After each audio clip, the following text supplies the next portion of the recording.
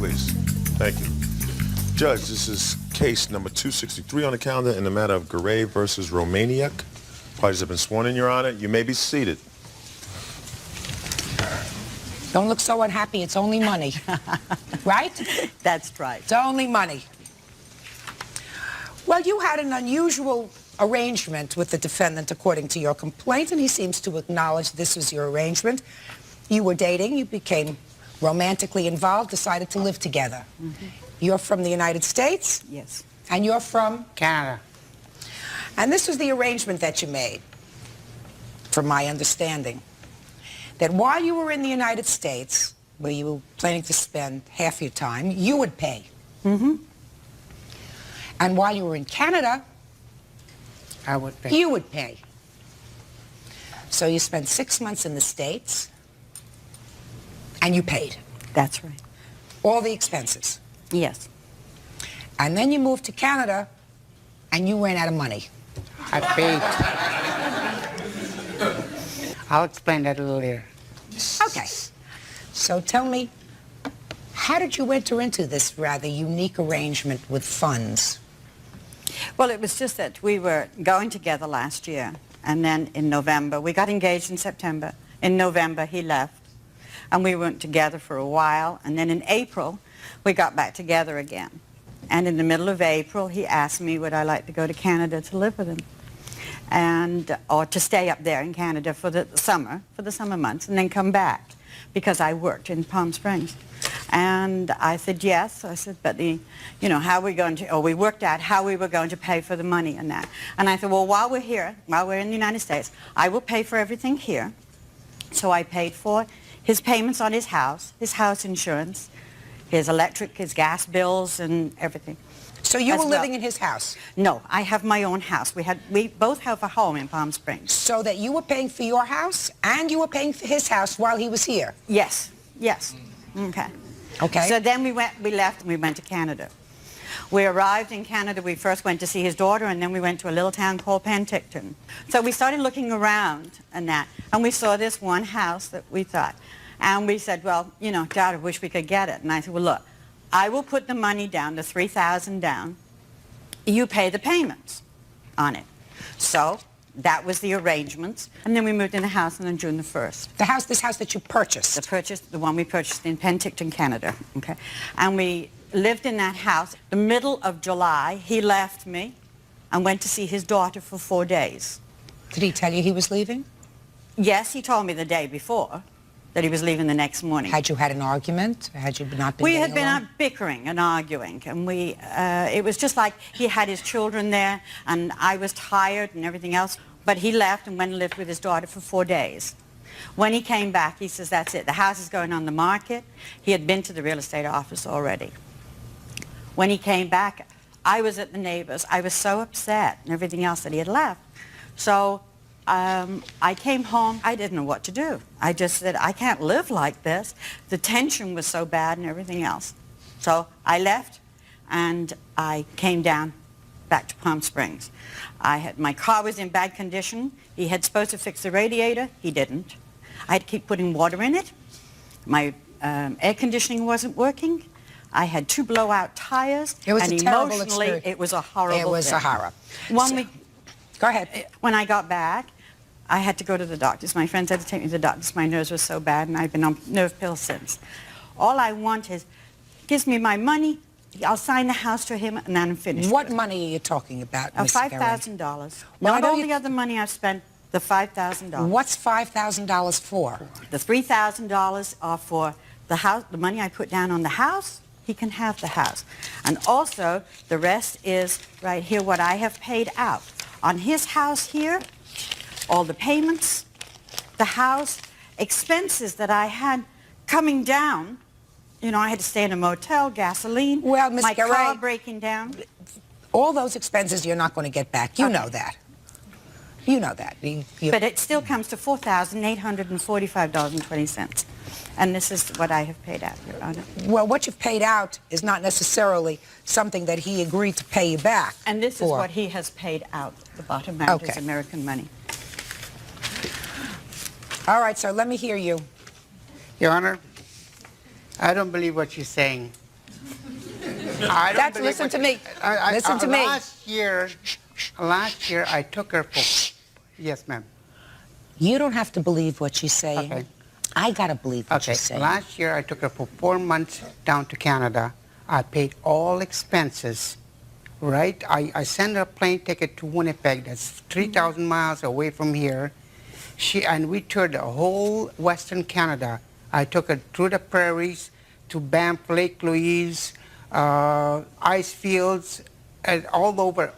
Who paid for Vancouver. that? I paid for the whole thing for 4 months, ma'am. Judge Judy continues in a moment. I promise to give you the best of myself and to ask of you no more than you can give. That's her promise to me. And later today, First time and the last time I've ever met her, she tried running me and my husband off the road because she was, I guess, mad that he was going to stay with me and not her. real cases, real people. Judge Judy.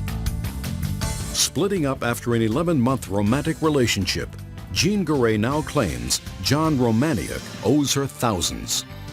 Okay, let me ask you this question. So what made you decide that this arrangement, this relationship wasn't going to work when you went to your daughters? Because when we got to Vancouver, Palm Springs, we had an argument because every day her man friend phoned for about 45 minutes on the phone while I was there. And I said I didn't like the idea that he phoning every day. So she got mad at me. She said, that's none of your business. So she said, leave the house. So I left. I didn't see her until middle of April. When you were back in Canada, sir, you bought the house. I'm coming to that, ma'am. Get there. Oh, then middle of April, somehow we got back together. You're in the house that Yes. you just bought. Yes. You decide to go to your children. Why? Because when my son came over to visit us, my granddaughter spilled a little bit of milk on a rug that we didn't have no furniture or anything like that. So she got mad and she said, your son doesn't know how to bring the children up. So that's when you got got mad. So I got angry. So I went to my daughter's place, because my daughter's got I have 4 grandchildren, and to spend over there. When I came back, she put the sign of her own on to sell the house.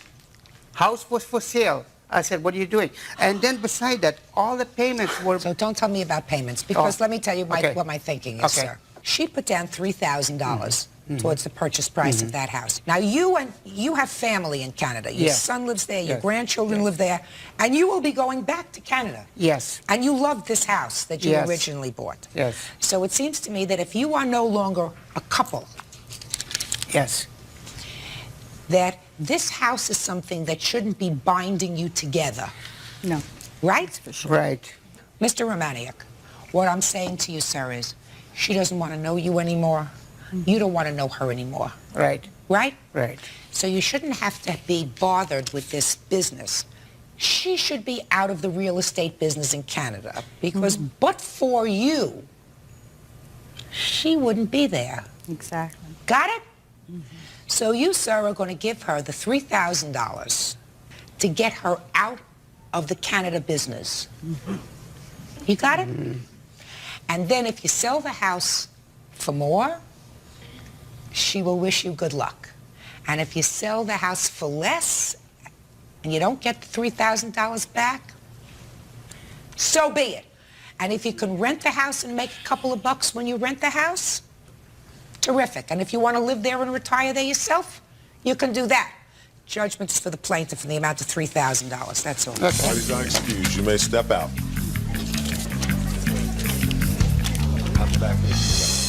I promise to give you the best of myself and to ask of you no more than you can give. I promise to accept you the way you are. I promise to respect you. I promise to love you in good times and bad times. That's her promise to me. Now I didn't care what I spent because I loved her and I enjoyed every minute with her. That's it. That's my He voice. loved me, but I couldn't walk down the street and look at anybody else because I was going to bed with them all. And now the next case. Parties on New Decker versus Key. Step forward, please. 29-year-old hairdresser Lisa Newdecker is suing her ex-boyfriend, carpenter Christopher Key, 30, for money she loaned him before he met his current wife, Melissa.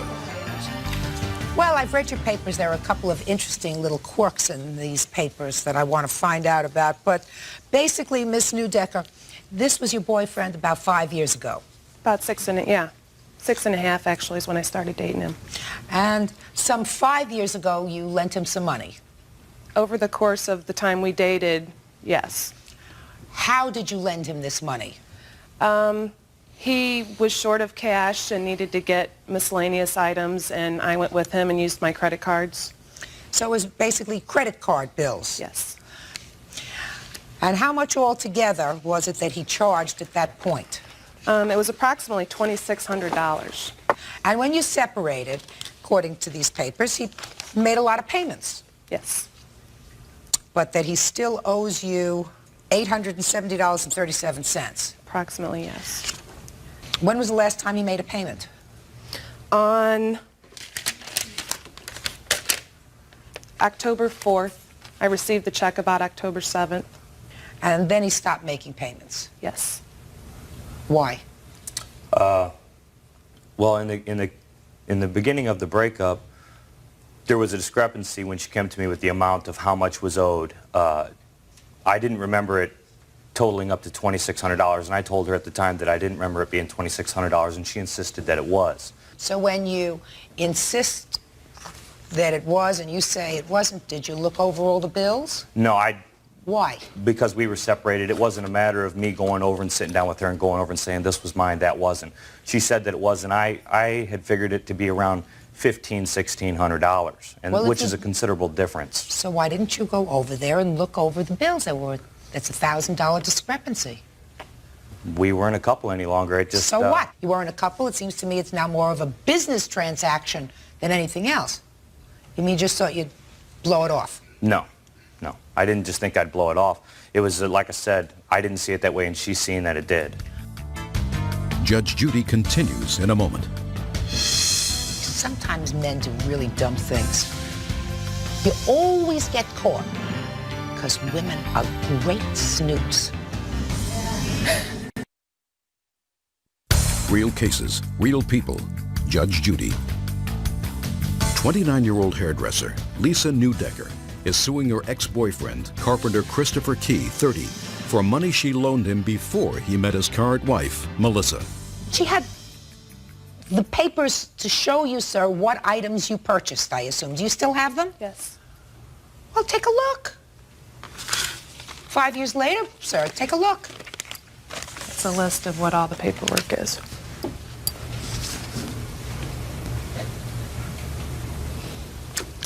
Once again, like I said, we were a couple at the time, and a lot of these items on here, if you would look them over, I don't know if she's gave you a list of this. I have nothing. Would be considered as, you know, when we lived together, if we went out someplace and I paid, I didn't consider it to be a loan.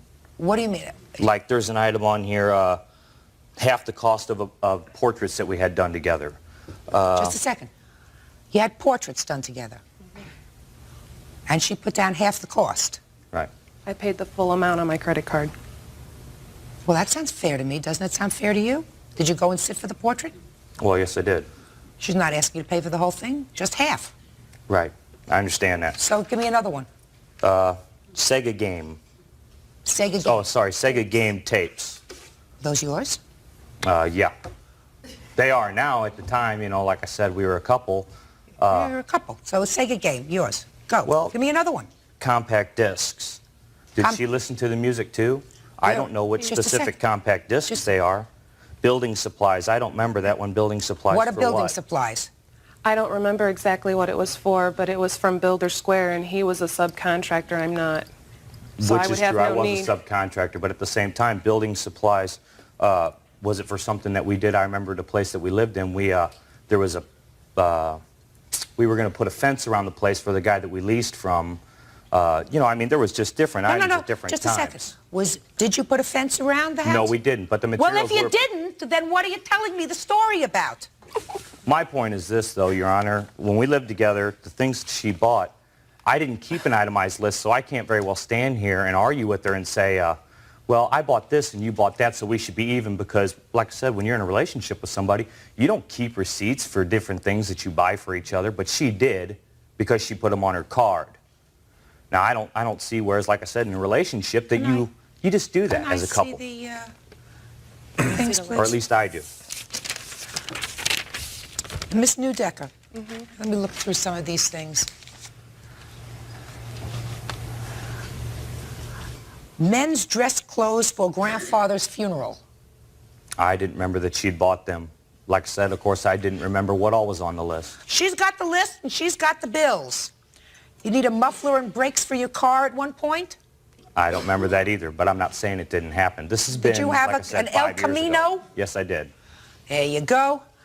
All right. Now, so I am assuming for the purpose of this case that originally you owed her the $2,600 and that you made payments and she's kept very careful records of those payments and that all she claims that you owe her is $870. But what I really think you're probably angry about, sir, is that she wrote a letter to you which your wife opened. This is your wife? Yes. That created some problems for you? Yeah, but that had nothing to do with the amount that I owed her. I honestly did not remember those other items, so Okay, well, I didn't now- believe that I owed them. Well, now you do. So your wife opened this letter, and did that distress you? Oh, yeah. Well, step up here. Why did it distress you? Because she said on the letter that my husband had went to see her 9.5 weeks ago, and I had no idea he was keeping in contact with her because of the first time and the last time I've ever met her, she tried running me and my husband off the road because she was, I guess, mad that he was going to stay with me and not her. We had only been dating on and off for a month. How long are you married? 2 years now. Mm-hmm. Everything okay? Mm-hmm. Fair? Yeah. Okay. You have any children? Yep. How old? She's going to be 21 months. And that's his baby? Mm-hmm. Why'd you have a seat?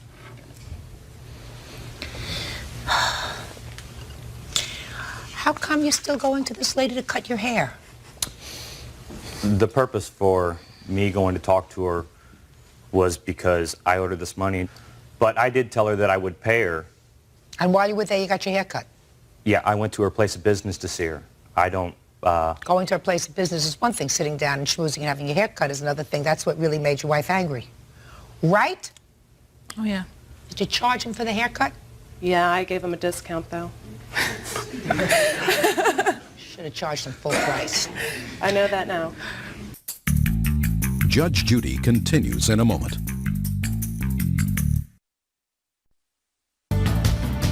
Mr. Key, sometimes men do really dumb things.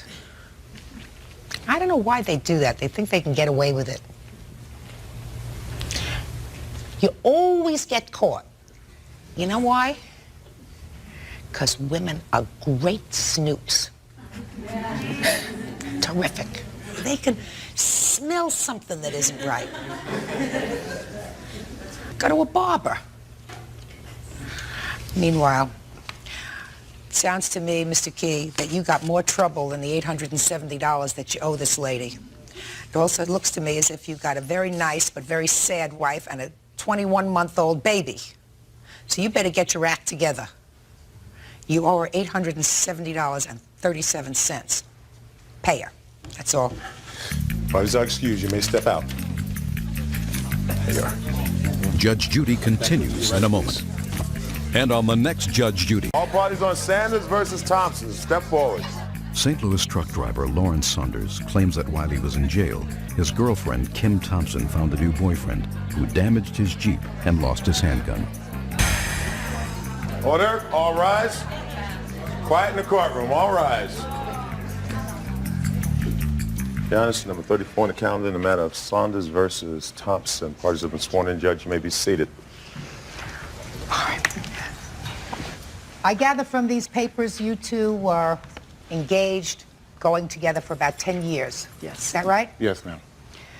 And at some point, Mr. Saunders, according to your complaint, you went away for about 2 years. Yes, ma'am. Is that a euphemism for jail? Yes, ma'am. What were you incarcerated for? Because that becomes important. Aggravated battery. On whom? Not on her. No, ma'am. Was there a weapon involved? No, ma'am. And during the time that you were going to be away, you left the defendant your car, Yes, ma'am. a gun, Yes, ma'am. and access to your money. Yes, ma'am. Where was the money? Originally, before I left, I resigned from my job. The money was somewhat about $20,000 in a K plan. And A Florida retirement plan. Yes, ma'am. She had the power of attorney so that she could handle the work, get the money, and handle it. Okay. So then you come out of jail and you sue her. Not together anymore. Yes, something like that. Well, then let me hear the story, sir. I came out and to retrieve, before getting out, I realized that we were no longer going to be together. I just wanted to come out and receive my property, get rid of the gun, sell it, get my Jeep, get insurance policy that she had of mine, power of attorney back, and go on with my life. Subsequently, I tried to talk with her and get her to give me these things back so that I could go on with my life. She, in turn, gave me problems. They went on for months and months. I couldn't get any of this stuff back. Do you have your Jeep? I eventually did get it, yeah. Now, the Jeep I got immediately, but a couple of weeks down the line, I realized that it had some problems in it. A leaning wheel. She had told me before I got out that the windshield was cracked again for the third time, you know, and I was missing a lock, computer lock that goes to a burglar alarm. That's, you know. All right, let me get to this gun, because I think that's going to be the easiest thing to take care of. What happened to his gun? I had been carrying the gun in the vehicle. Why? At the suggestion of Mr. Saunders, because I did travel every weekend back and forth a considerable distance. There was one occasion where... Travel where? To Illinois. For what? To visit him. Okay. There was an occasion where I had a blowout with the tire. Somebody approached the vehicle while I was waiting for the repair service, and at that time he suggested I should keep the gun in the car for emergency situations like that. Is that true? No, that's not true at all. Ma'am, I've been with Kim for 10 years, a decade before I went away. Kim has never touched a gun. She was scared of them. If I had one in the wrong spot in her way, she would come get me to move it. I know that she's as awkward with a gun as she would be with an elephant. Miss Thompson, what happened to the gun? We're going to start over again. I was going to go visit Mr. Saunders for a family event. I knew that the vehicle would be searched, so I'd taken the gun out of the car and left it in the home of my third party. What third party? My witness, Mr. Hogue. This is your new boyfriend? Yes. So you took the gun out of the car and gave it to him? I did not give it to him. I put it away, and I informed him that I was going to leave the gun in a certain drawer in the house. Why didn't you leave the gun in your house? Because when I was on my way to visit him, I was at Mr. Hogue's house at the time, and I remembered, that gun is out there, I need to get it out. So I just came from the Jeep, put it in the house, and I informed him I'm going to leave this here while I go visit. So on your way to visit him, you stopped at his house? Right. Had you told him you had a new relationship? Yes. Is that right? Somewhat. I found out on getting out of jail, I found out when I got into my Jeep and opened up the glove compartment and hotel receipts fell out. That's how I found out. Step up here, sir, because I want to deal with the gun first. What happened? Your name? My name's Gerald Hogue. Mr. Hogue, what happened to his gun? There was a disturbance at my house. What kind of disturbance? There was a fight between some friends. The police came. They asked were any weapons in the home. I told them yes. They seized the weapons. When I talked to Mr. Sanders about his gun, I told him where his gun was. I told him what he needed to do to get it back. So the gun was really seized because of a problem that existed in your house with the police? Yes. And your gun is, you have the license and registration for your gun? Yes, ma'am, I do. You know that you can go to the police station and get your gun back if you can prove it's yours. But I was told so many lies. Originally, she told me that she had the gun. Well, she already told me one lie, but now we got to the root of it. Yes, ma'am. But recently, I just found out that, and this is at his word, that the police and I think Jennings have the gun. I have been told so many lies that at a certain point, I stopped dealing with them. I figured I would take it to the court and let the court sort it out.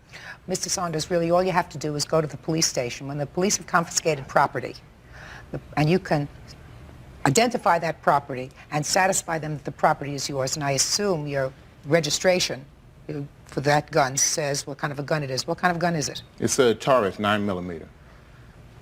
You don't need that gun for any particular reason, sir. No, ma'am. I don't need the gun, and as a convicted felon, I'm not allowed to have a gun. So therefore, they will not give it back to me. Ah. Okay. Your Honor? Yes. May I say something, please? Yes. I did call the police to try to get the gun back. I informed them that I had power of attorney for that the gun was not Mr. Hogue's, and that I did have power of attorney plus the receipts for the gun. They told me that since I was not the registered owner, that I could not get the gun. I would have to go to court in order to do so. I had contacted a lawyer. They told me it would be $258 to get the gun. I did not feel that I should put out additional monies when Mr. Saunders still owes me money. The reason his gun is the police station, his property, whether it be a gun, whether it be a hat, whether it be a collection of baseball cards, is because of you. Right. So he has to be compensated for that. That's his property. He can't get it out because there's an impediment to it. But the reason that the gun is there is because of you. So you can become the registered owner of the gun for the limited purposes of selling it. And then he gets the money. Judge Judy continues in a moment. She told me already 3 lies today, and we've only been together for 15 minutes. That's why. Real cases, real people. Judge Judy. Lawrence Saunders wants compensation from his ex-girlfriend, Kim Thompson, because her new boyfriend smashed his Jeep and lost his handgun. What other monies do you say she owes you? $2,600 for a wheel on my Jeep. $900. Just a minute, $2,600 for the wheel. Why? Well, when the car was returned to me, the wheel was leaning. Yeah. And it was in her possession, and I figured she owed me for it because who knows who she let drive it. Well, Mr. Saunders. Yes, ma'am. When you lend somebody a car or turn a car over to them for an extended period of time, you assume that that car may be used, driven by her, driven by someone else, and you take certain risks. You're not going to get the car back in exactly the same situation as when you went in 2 years ago. You're a different person, I assume, than you were 2 years ago when you went to jail, right? Very much so. Very much so. Yes, ma'am. So's your car. Yes, ma'am.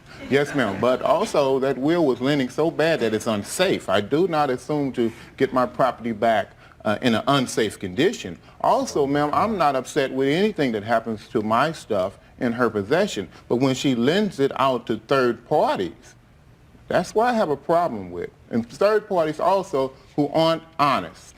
Well, your arrangement with her was that she paid for the car, make the car payments while you were away, and she would have access to the car. She agreed to pay for the payments. I also, with the monies that I had that she was in possession of, said to her, if you have any problems paying for it, pay for it out of my money.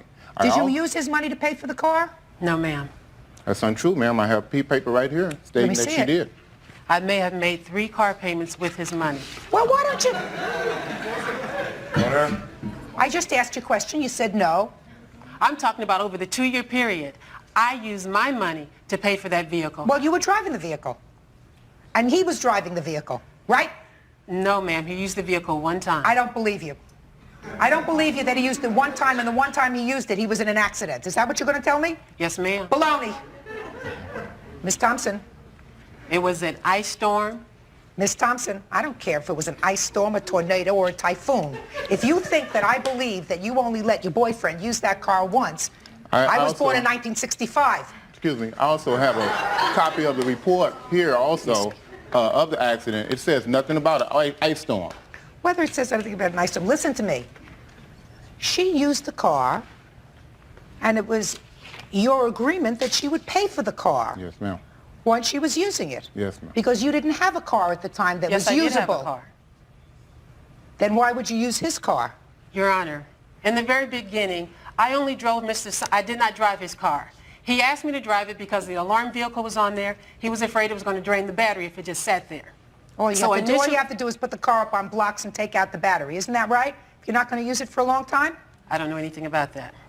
Well, you So should. initially I started driving it just on the weekends. After my car went down in '96, then I started driving his car on a daily basis.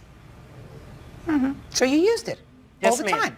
Full time in '96. So you But used that it. was a full year after I had been given possession of the vehicle. Ma'am, I gave her the car with 37,000 miles on it. I got it back with somewhat of 70,000 miles on it. Right. She Because Just I can somebody basically tell me drive something? 150 miles I'm just a day. interested. I'm interested in. These are the expenses from your 401k. Is that right? that's what itemized description of what she Who uses gave me. all these Bibles? I was giving them out.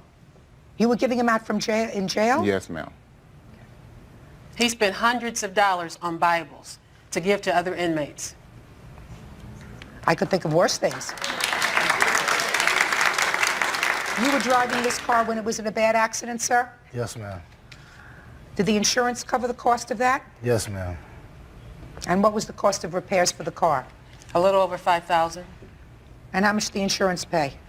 Everything except for $300, my deductible. I don't see where she owes you a whole bunch of money, sir. I think she owes you for the gun. Yeah, well, I don't think she owes you for the car, and I'm going to get to her countersuit in a minute. Car's a problem. You let somebody have a car, and that's what happens. I think that the 3 car payments that you took out of your 401k, if she was using the car, she has to pay you back for. If she's treating this car as her own, she's driving it, she's letting her boyfriend drive it, it doesn't seem to me that you got to pay for it. That just ma'am. sounds fair. Your Honor, Okay, yes. the payments that I made with his money was during the time that I was not driving the vehicle on a daily basis, only on the weekends to go visit him. So I don't see where I should be responsible for that full Why don't you payment. drive your own car to go visit him? Because his car was newer, he wanted me to drive his car. That's untrue. Her car. I don't believe, Miss Thompson, that he ever said that to you. Her car was Your down. problem is when you tell a lie once to a court, the court tends to look at everything else that you say with a certain amount of suspicion. Amen. I don't believe that he ever said to you, please drive my car instead of yours, and I also don't believe that you only drove his Well, I'm car on the telling you. weekends if you're telling me that his car was newer than yours. Judge Judy continues in a moment. Lovers that have been together for a while can feel when the other person is drifting off. Real cases, real people. Judge Judy. While Lawrence Saunders was in jail, he claims his girlfriend found a new man who damaged his Jeep and lost his gun. I see 2 car payments that you made, $854 out of his account. Because it was behind. Well, he was in jail. Your Honor, Mr. Saunders had a habit of never paying his bills or not paying them on time. Yeah, I have no problem with what she's showing with the money, even using my money to pay for my Jeep, okay? I didn't have a problem with that. I asked her, if it would have been up to me, I would have let the vehicle go back and controlled my money until I got back.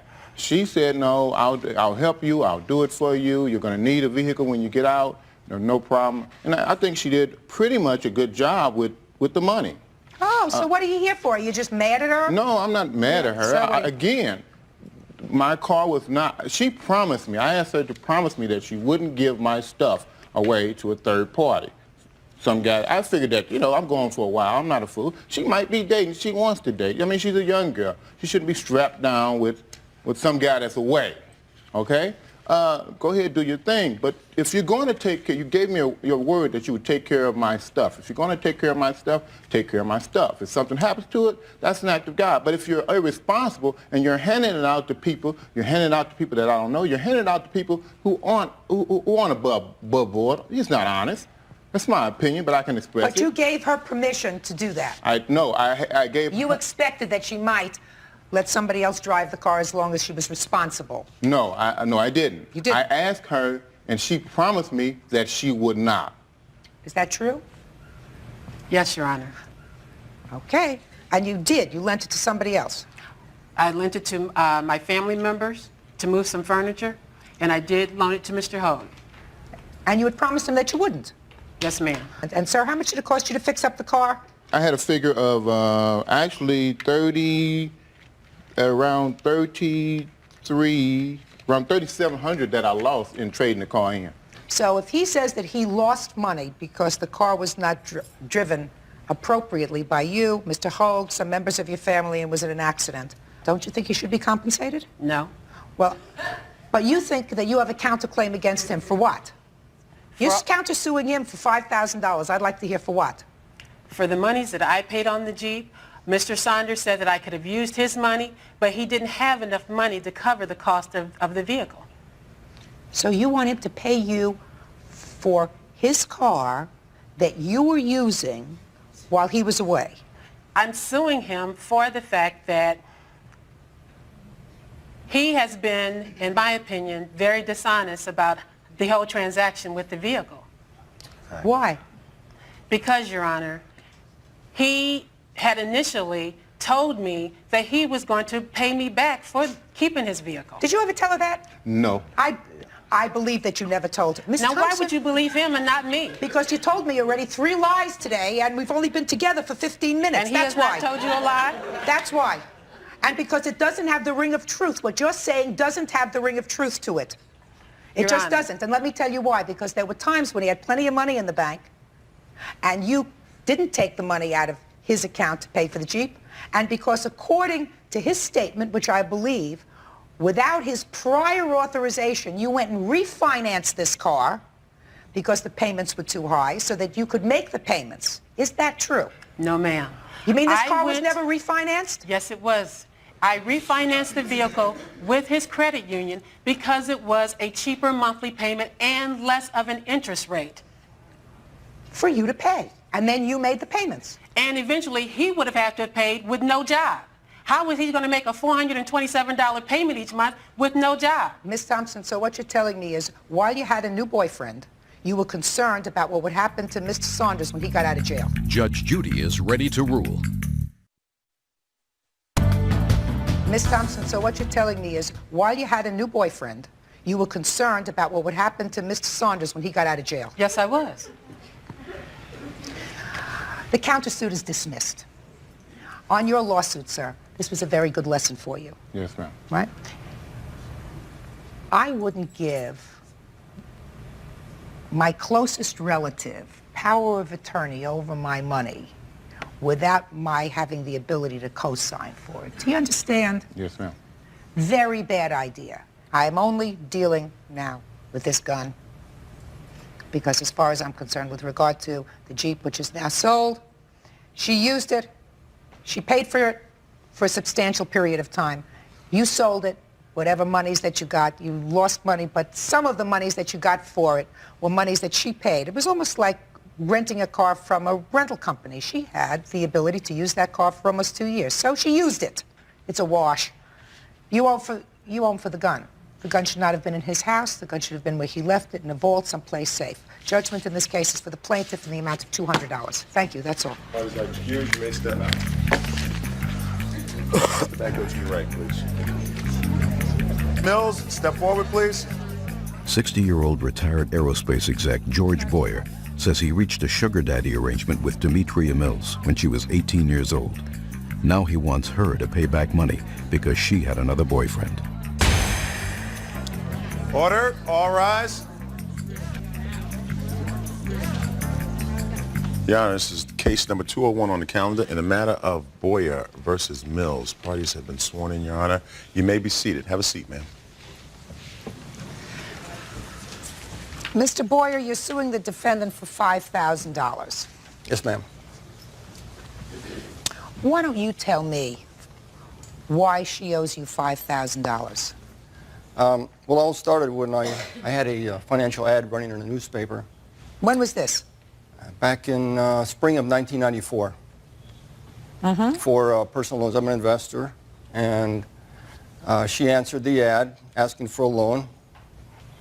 And I said, well, you really didn't qualify for the loan.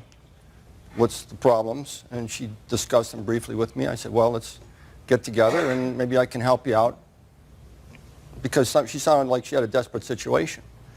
Am I correct, Mr. Boyer, that in 1994 you began to have a relationship with Miss Mills? Yes, we did. And she lived in your home occasionally, is that right? Well, she moved in. Yes. And in 1994, sir, how old were you? Well, I was 58. You were 58. And how old were you, Miss Mills, in 1994? I was 18, turning 19. You were 18. Did you feel uncomfortable about that, Mr. Boyer? Not really.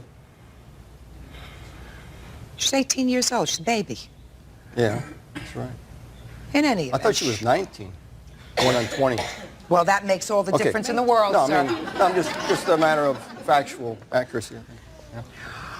In any event, from a reading of your complaint over the years, you helped her financially and supported her. Is that right? At certain points of time, yes. Well, she lived in your house and you paid the rent? It was really like in 3 different stages. First of all, if you want to call this the sugar daddy stage, it was only 4 months. Well, I'm glad you did, so I Well, didn't have you know, to. I just put it all on the table. That was the first 4 months. I played by the sugar daddy rules. She didn't play by the princess rules. In other words, I did Why don't you everything I explain felt. that? Just a second. I'm a little stupid, so why don't you explain that to me? Okay. I fully supported her, got a car for her use, paid her tuition in school. I was trying to get her, be a bridge for her to get from when she was, when I first met her, which was down and out big time, to getting through school, getting through her surgical technology school, being successful, and treating her like a first-class girl during that period. And I was there to carry it all the way through. I don't think she saw it the same way because she had boyfriends on her side. She was having sex with other guys. She brought home an STD for me. Thank you very much. Sexually transmitted disease. And I told her to pack up and get out. And I gave her some big money to go back to Alabama so she could get there safe and sound. None of the debts I'm asking for her to repay occurred during that period of time. They Okay. occurred much later. When she wanted to come to my house, she was begging me to come to my house. I said, okay, but not on the same terms. You work your part-time, I'll help you through school, furnish free rent and food. During that second That was period a of whole time, different sir, period. did you have sexual relations with the defendant? Occasionally, although I backed off, and she was wondering why, because... The word okay, is occasionally. occasionally, yeah. Okay, so she was 19, 20, and you were close to 60 at the time. Yeah, approximately. Okay. And is that the period of time that you're talking about, these when loans were made to her? That's right. What were the loans for? She had a real bad habit on the telephone, long-distance phone calls. After I cut her off, she went to her sister, got her calling card, ran up $600 in 2 months. I talked to her sister, so I know. She comes, so now she has no way to make calls. So she makes third-party calls, and the third party doesn't know that she's making these calls, charging her number, charging to their number. I get the phone bill 3 months later for March calls. It's a June phone bill. She says, oh, I'm going to pay you. As soon as I call her, she says, oh, I'll pay you. So She never these paid both- me, so that's number one. Okay, this is very simple. She billed them to a third party. The third party ultimately said, I'm not accepting the charges. They And I billed got them back nailed to the with them, yeah. phone, your phone in your house. This is after she already moved out. Okay. I really should be right up front with you. I find your initial position really very unsympathetic. Do you understand me? Sure.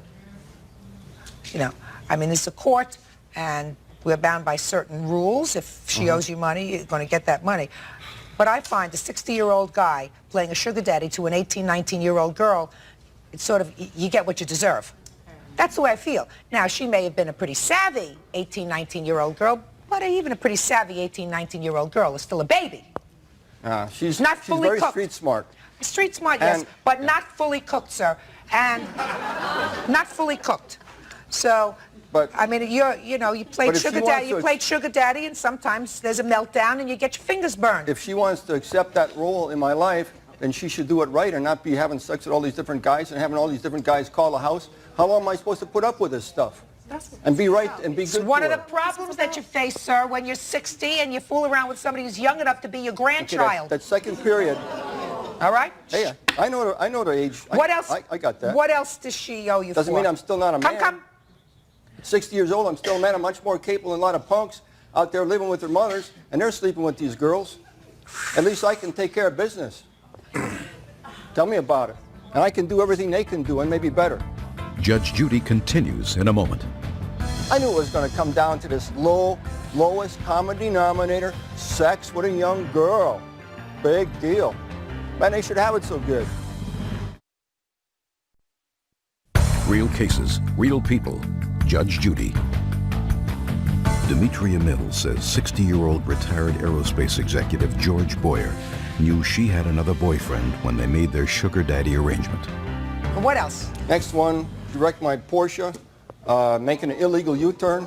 I'm not considering that she's wrecking your Porsche, sir. Did she agree to pay you for it? She agreed to pay me for it. Did you ever agree to pay? She told her relative she'd pay for it. Shh. Did she ever agree with you? Yes. When? After it was wrecked. She came home feeling real bad. Let me see the loan agreement that she made with you. There it is right that here. I'm going to look at. There it is right here. It's itemized on page 3. All right. She agreed to pay this back. Just a minute. And she knew she owed it to me. This is during the second period, and I was not playing sugar daddy during that period. I was just helping her out. I was just trying to be nice to her, excuse me. She had problems. All right, let's see your end, Miss Mills. George made a proposition to me. He knew that I was vulnerable. He took... Don't tell me what he knew. You moved in. How long had you been living alone? Not very long. This was my roommate before I moved in with George, and we were there just a few months. Where do you originally come from? I'm originally from Alabama. So you lived with George for a while in sort of this relay. He was taking care of you and giving you money. Then you moved out. For how long? Basically for 3 years. He took care of me even when I moved to Alabama. George was sending me money. George took me on trips. George sent me to Alabama a few different times. George bought a car. Boyfriend's paid a trip too. George, and that's George's problem right now, Judge Judy, is I'm not in his home. This is why he's doing this to me. Had I still been in his home, he wouldn't have a problem with me now. When I made the decision to move out of his home was because I needed to be by myself and on my own, and I didn't want to be in that situation anymore. Well, I agree with you. You shouldn't have been in the situation in the first place. Exactly. Okay, and for that, he's more responsible than you are because of his age. He should be a little bit smarter. He should be 3 times as smart as you are because he's 3 times as old. But you do acknowledge, even in your answer, that you owe him some money. Yes, but this is not the agreement. The agreement that I signed for that car, I signed that agreement in January of 1995. I'm sure he has a copy of it. I've seen it in his files of his records. That was for a 1989 Buick that he bought for me. Now, did you pay him for it? No, I did not. So you acknowledge... Yes, I did. If I bought it for her, how come I'm the lien holder on it? She's the lien holder, but I'm the registered owner, Listen Judge to Judy. me. What are you fighting about, Mr. Boyer? She acknowledges that she owes you $3,000, which you haven't paid any part of, plus interest at 6%. Correct? Correct. You I gave her a acknowledge good this. deal. What? I gave her a good deal, 6% interest. You gave us some good deal, sir. Bird, do me a favor. Your Honor, Take the old calculator while we're finishing this case up. Would you do 6% interest on this money since 95? This is after she cheated on me. Excuse me, Your I Honor. heard she cheated on you, sir. I heard all of that. I'm telling you, your position with me, Mr. Boyer, is not terribly sympathetic, sir. I mean, I don't know whether you find women who are contemporaries not as interesting as children, but at age 18, she's really still a child. And you may say, oh, she's sophisticated and she's worldly and she's savvy and she's street savvy. Right. Mr. Boyer, Yes, ma'am. she's a baby. 18 years old and a baby and vulnerable because she doesn't have any money and you got some money and it's very tempting. But you are not a very sympathetic person in my eyes, sir. You're going to get some of the money, but because she signed for it. Do you understand? But the rest of the stuff, I'm not so sure about. Excuse me, Judge Judy? What? You know, everything besides that car that George did for me because he wanted to do it. I mean, for 3 years, I'm 23 now, just turned 23 Friday. Would somebody do that kind of stuff for 3 years if they did not want to? Miss Mills, I haven't gotten to you yet. You are a beautiful, seemingly intelligent young woman who should have more pride in herself, even when you're 18, to sell your body for money, which is what you did. That's what you did. That's being no different than a prostitute. You may have used the money to go to school, to go on trips and whatever, but he bought the services. That was the arrangement. He's an old lecher. No question about it. That's what he is. And I'm being kind to Mr. Boyer. You, on the other hand, sold your body for money. It was an agreement that we had. That was the basis of our arrangement. He was to give me what I needed, and I gave him. You sold your body for money. You are worth more than that. As a woman, smart, good-looking woman, you're worth more than that. I don't care if you have to work 2 jobs. I don't care if you collect cans. I don't care if you clean people's houses. I don't care if you drive a bus, drive a car, drive a cab. You do whatever you can so that you don't have to sell your body for money. Judge Judy is ready to rule. And later today, You're a pathetic little girl, you're immature, and I'm sick of your crap. You owe me $1,500. real cases, real people. Judge Judy. Demetria Mills says 60-year-old retired aerospace executive George Boyer knew she had another boyfriend when they made their sugar daddy arrangement. Mr. Boyer, you are a very lucky man today, sir. Gee. Because despite the fact that I find that your arrangement with this young lady is the antithesis of good manners, good breeding, or anything moral, I am awarding you what she signed for in her contract, which was payment on the car, and I am awarding you $3,360. As far as her other bills are concerned, swallow them. That's all. Party's not excused. You may step out. Sorry, that's all right. Back onto your right, please.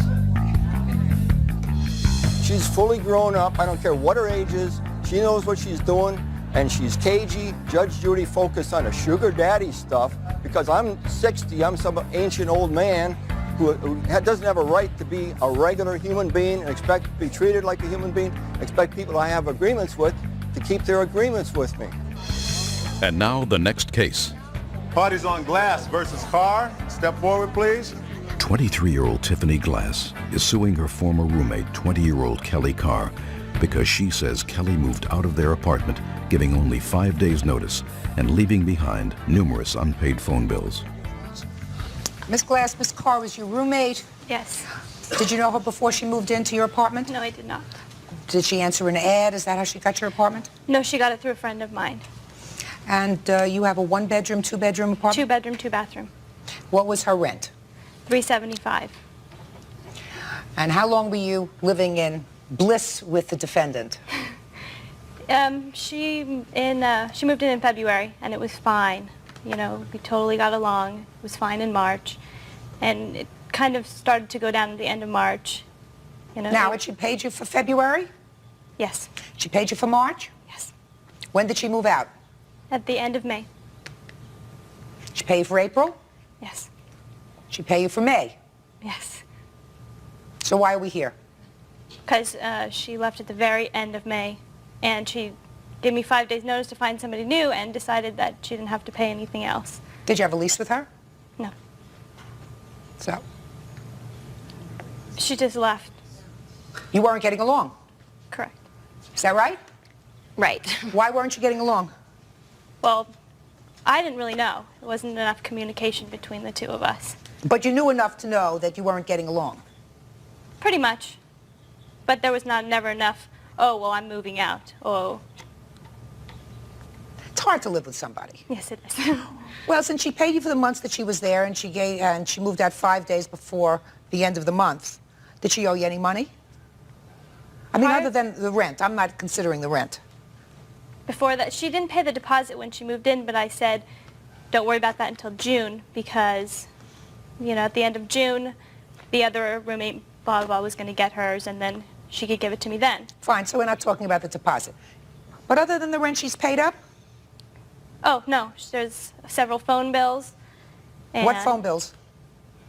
Which phone bills? Mm-hmm. There was phone bills from, the statement date was on June 23rd, and then it went back into May. It went from May to June. And there was a $40 900 call that I shouldn't have paid, and there were several long-distance phone calls. In what amount? Come, quickly. Around $75 In long-distance calls. in long-distance calls. Okay. Tell me why you left. I left because living with her was unbearable.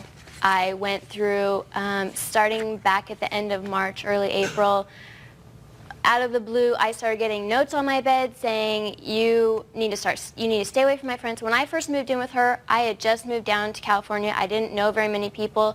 Tiffany was nice, and she took me out. She introduced me to people, but then she tried to take that away. She said, you stay away from my friends. My friends are my friends. Your friends are your friends.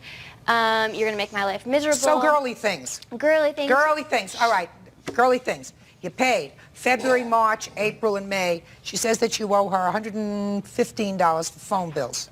I owed her approximately $150 for everything. That was gas, everything. And I told her when I gave her 2 weeks' notice that I would be leaving, that I will pay that. You just send me the bills to my grandmother's house, and then I'll send you a check. But when that happened, she began leaving harassing, vulgar phone mails on my voicemail. I would get them at work. They would disturb me at work. I would have to leave work because I would be so upset.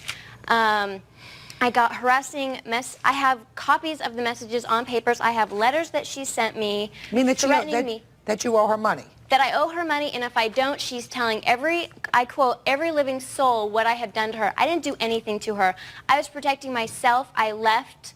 I didn't have to give her any notice, but I gave her 2 weeks' notice, being the last week of May, and then the first week of June, and I gave her 1 week's rent. For June? For June. I have paper here to prove it. Judge Judy is ready to... Gadanian, step forward, please.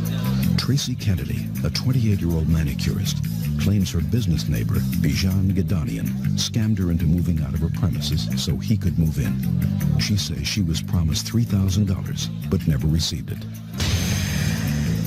Order, all rise. Yeah, this is case number 107 on the calendar in the matter of Kennedy versus Gadanian. Parties have been sworn in, Judge. You may be seated. Have a seat, sir. All right, well, this is an interesting story. Miss Kennedy, you had a beauty salon that was there prior to the defendant's business moving right next door. Is that right? His business was actually there, but he just bought it. There was the first owner there when I moved in. But he was not there when you moved in. Right. You have a beauty salon. He has a... Paging and cellular service business. Okay. And according to your complaint, you were in the salon for about 6 months when the defendant approached you and said that he was interested in expanding his space. Right. I was in there for a year, and he had been in there about 6 months when he approached me. Okay, so after a year he approached you and said... He pulled me aside on the front porch and said, can we talk for a few minutes? I said, sure. He said that he was... wanted to know how long I intended on being in my space. And how long was your lease, Miss Kennedy? I didn't have a lease. I was month to month. But I did plan on being there for quite some time. How much was the rent on it? $525 a month. Okay. So the defendant approached you, according to your papers, and said, I'm interested in expanding my business. Would you like to move? Right. And you said what? I said I had no intentions of leaving. Then he said I would be willing to compensate you to leave, move your business elsewhere. And I said, you know, let me think about it for a little while, and I'll get back to you. But I really had no intentions at the time of leaving. I had only been there a year. So? So I said, let me think about it. 2 days later, I came back to him, and I said, yeah, I think I want to take up your offer. I think that instead of moving someplace else, I'm just going to, you know, go to work for someone else. The market's really hard to find someone in my business right now, and, you know, I would love to just work for someone else for a while. And I said, you know, I need enough money to pay my bills. What bills? The loans that I had on the salon. I had one from the bank, and I borrowed a couple $1,000s from my husband's parents. So how much did you ask him for? $3,000 was the agreed amount. And did he agree to giving you $3,000 if you would move? Yes. So he was really buying you out of your space, according to you. Basically, right. And what happened, according to your papers, right, which I read very carefully, was that eventually you were told that when he went to negotiate his lease with the landlord, he said to him, I'll give you half of what she was paying in rent. Right. The landlord said, absolutely not. Right. He then came next door to me and said the deal's not going to go through, but by then I had already given my girls notice and found another place. How many employees did you have? I had 2 girls at the time. Okay. Ultimately, you did move into that space, sir, is that right? That's correct, Your Honor. And you didn't give her the $3,000? There was no agreement about $3,000, Your Honor. Well, I'd like to hear your version of what happened. Okay, I'll be happy to. Actually, she's right. I approached her. We casually asked her what her plans are, and told her about my intentions to move. I need a larger place. And at that point, she says, well, I've been thinking of moving. My business is not doing well. And I'll give you an answer. I got to talk it over with my husband. I'll give you an answer. And then a couple days later, she approached me and said, yes, indeed, I've talked it over, and I've decided to move. And she asked me for compensation. I said, Tracy, this is not, the right time to talk about anything at all. No. I don't even know. No. Just a sec. Shh. Ms. Kennedy. Shh. I don't even know if I can reach an agreement with the landlord. So please let me talk to the landlord, see if I can reach any agreement with him. And then if there is anything to talk about with you, we'll talk about it. That doesn't sound right to me, sir. No, that's not what happened. Just a second. That doesn't sound logical to me, sir. So what you're telling me is the amount of $3,000, that figure, never came up in your discussion with her? She threw that number at me. Okay. I'm not So denying it did. that. So Yes. it did come up in your discussion. And you asked her if she would like to relocate because you wanted to expand your business. That's not in the context it came up, though, Your Honor. Well, you did, in fact, expand your business into her space. That's correct, yes. So this is what we have so Yes. far. We have your discussion with her about your wanting to expand, her throwing out a figure, which you acknowledge that she threw out a figure of $3,000. Your statement, well, it's not a good time to talk about it now. I have to talk to the landlord first. Now, did you speak to the landlord? Yes. And what was that conversation with the landlord, sir? At that point, I offered a total of close to... Not a total. I'm not interested in total. I'm interested in what you are telling me under oath that you offered the landlord for her store to rent. I did not offer landlord a particular price for her space. I offered for total. For total, Oh, okay. my We're going to space. get... I understand. Okay. I'm sorry. How much were you paying for your store alone, sir? $550, $551. For your store alone? That's correct. And what did you offer the landlord for both places? $900. So, in effect, you offered the landlord substantially less than what she was paying That's correct, yes. after she had given notice that she was leaving. That's correct, yes. So now you got the landlord by the throat. Judge Judy continues in a moment. Honestly, I had no participation in her moving out. I'm going to give him a copy of my book. And later today, he advertised our show as Playboy Girls of Rock, as Playboy. And they were going to see a bunch of beautiful women in bras and panties. real cases, real people. Judge Judy. Tracy Kennedy says she moved out of her manicurist salon because Bijan Gedanian promised her $3,000. She says he never paid her, and the whole deal was a scam. The landlord has a tenant that's given him notice. He's got somebody else ready to move in right away. And you were going to get a bargain because you were going to get 2 stores for $900. Was your store the same size as his? Bigger. bigger. So you were going to get her store for $400. You were paying $550 for yours, so the landlord said to you at that point, forget it, right? Your Honor. At that, just a second. We understand each other, this gentleman. I'm glad someone does. We understand each other, so don't we? Yes, So the Your Honor. landlord said to you, forget it, at first. Then you moved out. Right. You moved out in June, correct? Yes. When did you move in? July 1st. And what rent did you pay? About $950, close to $1,000. You're a Let's good say businessman. $1,000. No, not let's No, say $1,000. Sir, you're a businessman. You know exactly what you pay for rent in this business. So let's not say about the $950. Exactly what do you pay in rent? Your Honor, the only reason I say about, because the rent itself is the rent, but there are some other triple nets and what have you that figures in that I'm not quite sure. That's what I'm saying about. That's why I say about $1,000. I'm sorry? Rent.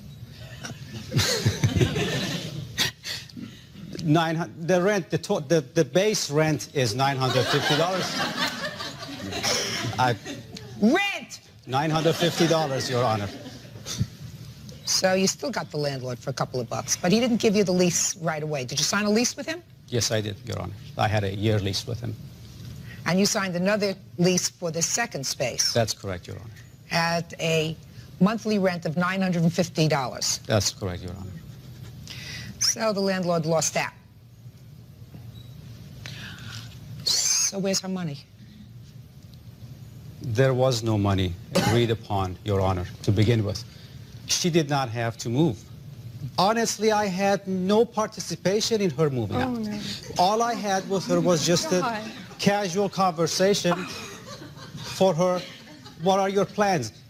And she acted upon that.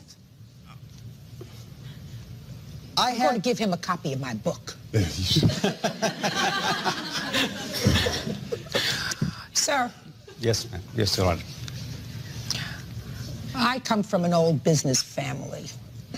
My grandfather was in the appliance business years and years ago, and he's been long dead. I adored my grandfather. He liked to call himself a shrewd businessman. Some of the people that he dealt with sort of dubbed him with another name. So I'm aware of what you did. This story has a common sense approach to it. You wanted to expand. This lady was under the impression you were going to take over the same rent that she took over. Nobody would be hurt. She had evidently had enough of being an entrepreneur, enough of being in business by herself. She said, if I can just get out with these loans, I'll go and work for somebody else. And here comes the perfect opportunity for her to do that. And it's a perfect opportunity for you to more than double your space at a lot less rent. Because once she gives notice, the landlord is up a tree. So the only one that comes out ahead in this business is you. That's smart, but not fair to Miss Kennedy. All right, not difficult. Judgment in this case is for the plaintiff, who I believe in the amount of $3,000. That's all. Thank you, Your Honor. Parties are excused. You may step out. I'll back to your right, please. I'm sorry that the judge did not see the con artist in disguise. She saw you, exactly. If you hadn't made me an offer, She could I have wouldn't stayed left. there. She could have absolutely stayed there and No. forgotten about No. leaving. The judge was She had right. no reason to leave. You're right. She saw the con artist. Judge Judy's the greatest. And now the next case. Parties on Russell versus Heinold. Step forward, please. 32-year-old entertainer Karen Russell is suing booking agent Chuck Heinold for non-payment of a performance fee. Heinold says the act wasn't what was promised. Miss Russell, according to your complaint, you are an entertainer and have a group of entertainers that you work with. You dance and sing. You have a review kind of act. Is that right? According to your complaint, you performed in Bakersfield and you weren't paid. That's Is that correct. right? Mm-hmm. The defendant is not the person who didn't pay you. The club, according to these papers, stop payment on the check. This is true. So why are you suing him? Who is he and why are you suing him? This is the booking agent, Chuck Heinold. In my contract with the casino is with him representing me. With who representing you? Chuck Heinold representing me. Let me see your contract. Go ahead. And when we were doing business with Chuck, he knew at that time the type of show that we were producing. And my biggest complaint is that if we were represented properly, we probably wouldn't be in this situation. Just a second. Miss Russell, one of the things I didn't understand from your complaint is he is your agent. Booking agent. He is your agent. That's correct. He didn't get paid. He didn't get the check from the club to give to you. So how could he give it to you? Because it was stopped. Because he misrepresented us, the casino was not happy with the show. And basically when I spoke to him the Friday evening, we had technical problems due to the casino's staging and equipment. He told me, don't worry, no matter what, you will be paid. If it has to come out of my pocket, you will be paid. Judge Judy will continue in a moment. I'm telling you it's true. You say no, I say yes, I win, I'm the judge. Cases, real people. Judge Judy. 32-year-old entertainer Karen Russell is suing booking agent Chuck Heinold for non-payment of a performance fee. Heinold says the act wasn't what was promised. I'm reading your complaint, and I don't see anywhere in your complaint that he said, don't worry, I'll pay you even if it has to come out of my pocket. Right. He said, don't worry, I have the balance owed to you, and I will come back on April 5th to pay you. Well, of course, I understand that. He said he had the balance. He did, in fact, have a check, correct? He had a check from the owner of the club. The owner of the club subsequently stopped payment on the check. Is that correct, Mr. Heinold? That's right, Your Honor. I have the check right here. I have a copy I'll of the check. take a look at the check. That's not what you said, Miss Russell. What you said to me was he told you that he would pay even if it has to come out of his pocket. That's not true. Well, that's what he never said to us over the phone. Just a second. Okay. He never said that because that's a very important thing. And if it was true that he said it, it would have been in your complaint. I have a witness that he did say it. He said it to myself and the partner on the phone conversation Friday night, when I also found out that we were being represented as former Playboy playmates. Just a second. I'll hear this witness if somebody wants to testify under oath that this man said, don't worry, I'll pay you even if it has to come out of my pocket. Who wants to testify to that? Let me ask you this question. Are you sure you want to testify to that, sir? Are you positive? Stand up here. First, tell me your name. My name is Juan Llano. Mr. Llano, I want you to think very carefully, sir. Are you sure that you want to testify that you heard this man say the following words? I will pay you even if it has to come out of my pocket. Did you hear that? Yes, ma'am. When? When I talked to him directly the night before our last two performances. And you're a member of this group? Yes, I am. This is my company. Did you ever say that to them? No. Why would he say that to you? You're so full of baloney, you people. Why in the world would your agent tell that to you? When he had a check in his hand from the people who you were working for. Because I confronted him. Confronted with what? I confronted him because I've been in this business for about 15 years, and I know that people write bad checks. I understand that, but you're suing the wrong person. We're suing him for misrepresentation. What kind of misrepresentation? Former Playboy playmates when we're not. Who did that? Flyer. He. Just a minute. Just a second. Did you print that flyer, Mr. Heinold? No, ma'am, I did not. But the casino, when I called the casino, I said, where did you get this information? Don't tell me what the casino said to you. That's hearsay. Okay. When I was trying to find out where this came from, yeah, the source went back to Chuck Heinold. They got that's the hearsay, information madam. from this. That's hearsay. That's hearsay. Now, you may have been upset with that, but that's not misrepresentation. Your Honor. By him. He did not, unless you can establish to me that he actually printed those flyers and sent them out, that's not misrepresentation. Your Honor. What? He advertised our show as Playboy Girls of Rock, as Playboy. and they are going to see a bunch of beautiful women in bras and panties. That's not our show at all. We have a very classy show. For us to come into the casino and see outside the casino is a huge sign in neon saying Playmates, you know. Let me ask you this question, sir. Why didn't you leave? If you were unhappy with the promotion, you got there, We you didn't saw know about the promotion until after the second show. The problem was, nipping it in the bud, is they were unhappy because they wanted to see the bras and the women, and we don't have a show like that. You're wasting my time. Judge Judy is ready to rule. Bodies on Fitzgerald versus Les Savoy. Step forward, please. 23-year-old Scott Fitzgerald says he got his girlfriend's name tattooed on his arm when they fell in love.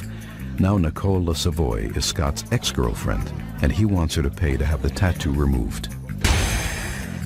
Order. All rise. Yeah, this is number 120 on the calendar in the matter of Fitzgerald versus Les Savoy. Parties have been sworn in, Judge. You may be seated. This lawsuit has a lot of parts, so I'm going to try to simplify it.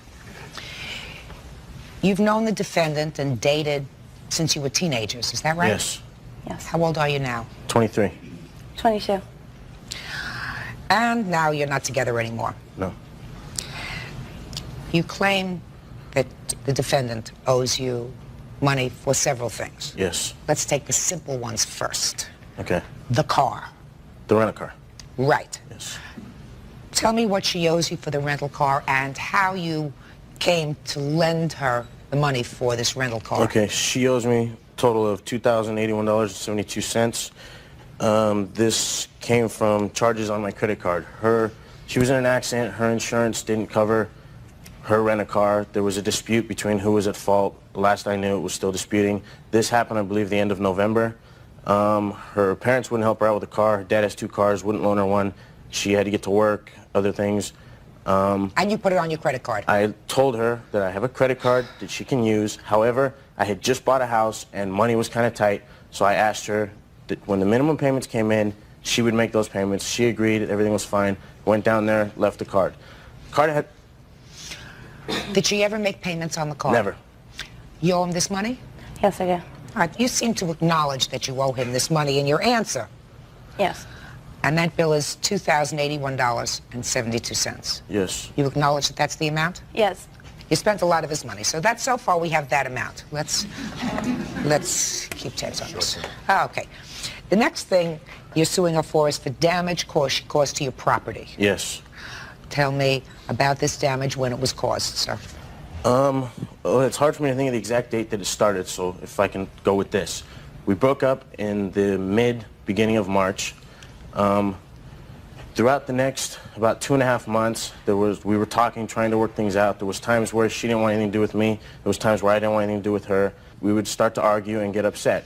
It always happened at my house, the conversations, and you know, when I would be done with it and I would ask her to leave, I would tell her to leave. She wouldn't leave. I would begin to get stronger with telling her to leave. There was many nights where I would lock her out of my house because I didn't want to talk to her anymore. She would kick my door in, my front door, kick the panels through. She became very insultive to my roommates. Every time she would leave, she would run through my wrought iron gate and slam it so hard that it would bend through past the stopping point. There was one night where her and I were supposed to go to the lake early in the morning. We began fighting throughout that evening. And when I say early in the morning, we were leaving at 5 to meet with a friend. At about 3 o'clock, we started arguing, fighting. I told her, look, you're not going to go with me to the lake today. I'm going. Let's cool off. She didn't like that, wouldn't let me leave. She became physically abusive, would not letting me leave. I managed to make it into my car by tricking her, going around to the passenger side, crawling over. As I'm doing this, she's standing there kicking my car door. Then I go to leave, drive about 2.5 miles to my friend's house that I was meeting at 5. She follows me the whole way, stops in the gas station behind me.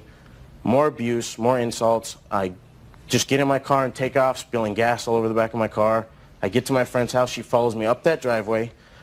It's about 5:15 in the morning, might even have been earlier. She's yelling, waking up his neighbors. His neighbors are reaching out their window, asking us to keep it down.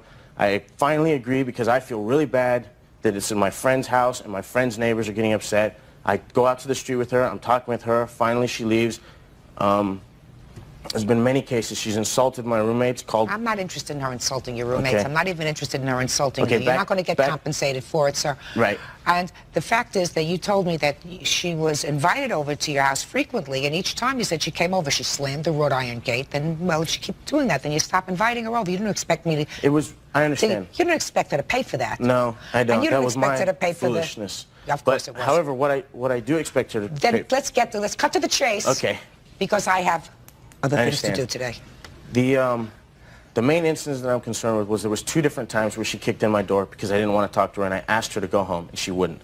The main night was the night that it was about 3:30 in the morning. I was on the phone talking to somebody that I had met a few nights before. We were out at a club. I asked her to call me when she got home, make sure she was all right. Nikki called my house once, hung up, called again, said, I love you, hung up, called again, who are you talking to? I said, a friend. Whatever, I don't want to talk to you, I hang up on her. She drives to my house, it's like 3:34 in the morning, drives to my house, I hear her car pull up, I go outside, she appears to be calm. She starts interrogating me about this girl, and when I'm answering, she spits on the back of my head. I get up, look at her, and say, go home, I'm going inside. She goes to my front door first. I didn't know what she was doing at this time. Later, I find out that when she went to the door, she flicked a cigarette in my house. Because about 15 minutes later, when her and I both make our way into the living room talking, and she says to me, you don't care about me, well, look how much I care about you, and points to my couch, which I have pictures of. The cigarette festered the hole. Your Honor? When I tell her to leave, she runs to the TV that she bought for me for Christmas, slams the TV against the wall, knocks the cable box off the wall, causing a dent in the wall, of which I also have pictures of. That's the cigarette burning the couch. That's the whole couch. When she hears me talking on the phone with the police, she lunges at me, bites me on my arm, of which I also have pictures of. Would you like to also include that you were grabbing me and that a week before you had beat me? I have a police report to report that. Just a minute, that's not... The truth of the matter is that may be relevant in some other proceeding, but it's not relevant to this proceeding. You're not suing for that. So, when she hears me dial the phone, she lunges at me and bites on my arm. As soon as she hears me talking with the cops, she realizes I'm telling the truth because I had threatened many times before, but to be honest with you, Your Honor, the reason why this went on for so long is because I felt like a wimp calling the cops for a girl. Is this these pictures of your arm, sir, to show me a bite? Yes, would you like me to point it out? Yeah, but you're not suing for this, sir. You're not suing for assault. So, I mean, although this is terrible, I don't have to look at it. So, as soon as she hears me talking with the police officers, she runs out of my house, knocking over a chair on my porch, running through the gate, slamming it past the breaker point. I do have a picture of that also. And the last thing that I remember her saying to me are, oh, by the way, I'm Rob, a guy that she works with. Judge Judy continues in a moment. Guess what? It took me a nice 3 days to get over you. Cases, real people. Judge Judy. Scott Fitzgerald says when his girlfriend Nicole broke up with him, she left behind numerous unpaid bills. Now, the last thing that you're suing her for is tattoo removal. Yeah. That I'm sure you want to tell me about. Yes, I think I need to because it sounds funny. It sure does, so let me hear. Okay, we started dating back in 3.5 years ago. Okay, about 2 months after we began dating, she put I love Scott tattooed right here on her stomach. Okay. The night at the tattoo studio... First mistake. Actually, it wasn't 2 months. Well, maybe it was 2 3 months, or 4. 6 months, 20 years, it's always a mistake. The night at the tattoo studio, she looked at me and said, okay, it's your turn. I wasn't about to do that. For the next 3 years, not that often, but every 6 months or so, every couple of months, she'd throw in a little comment about, oh, I have your name tattooed on me, go get my name tattooed on you. Constant things. Okay, back then, I loved this girl incredibly, and I honestly thought I was going to spend the rest of my life with her. So, yeah, I chose to go and get the tattoo put on me because of her, all right? Since then, with all the changes, now I would not have done that either unless she had been constantly bringing it back up. So I did it. Tattoo said, always loving my little Nikki. Always loving my little Nikki. Now, since her change in attitude caused my change in feelings about wanting to spend the rest of my life with her, it might sound ludicrous, Your Honor, but I can't help feeling that because of her change in feelings, it changed my change in feelings. I can't help but feeling that she's partly responsible for having that tattoo removed.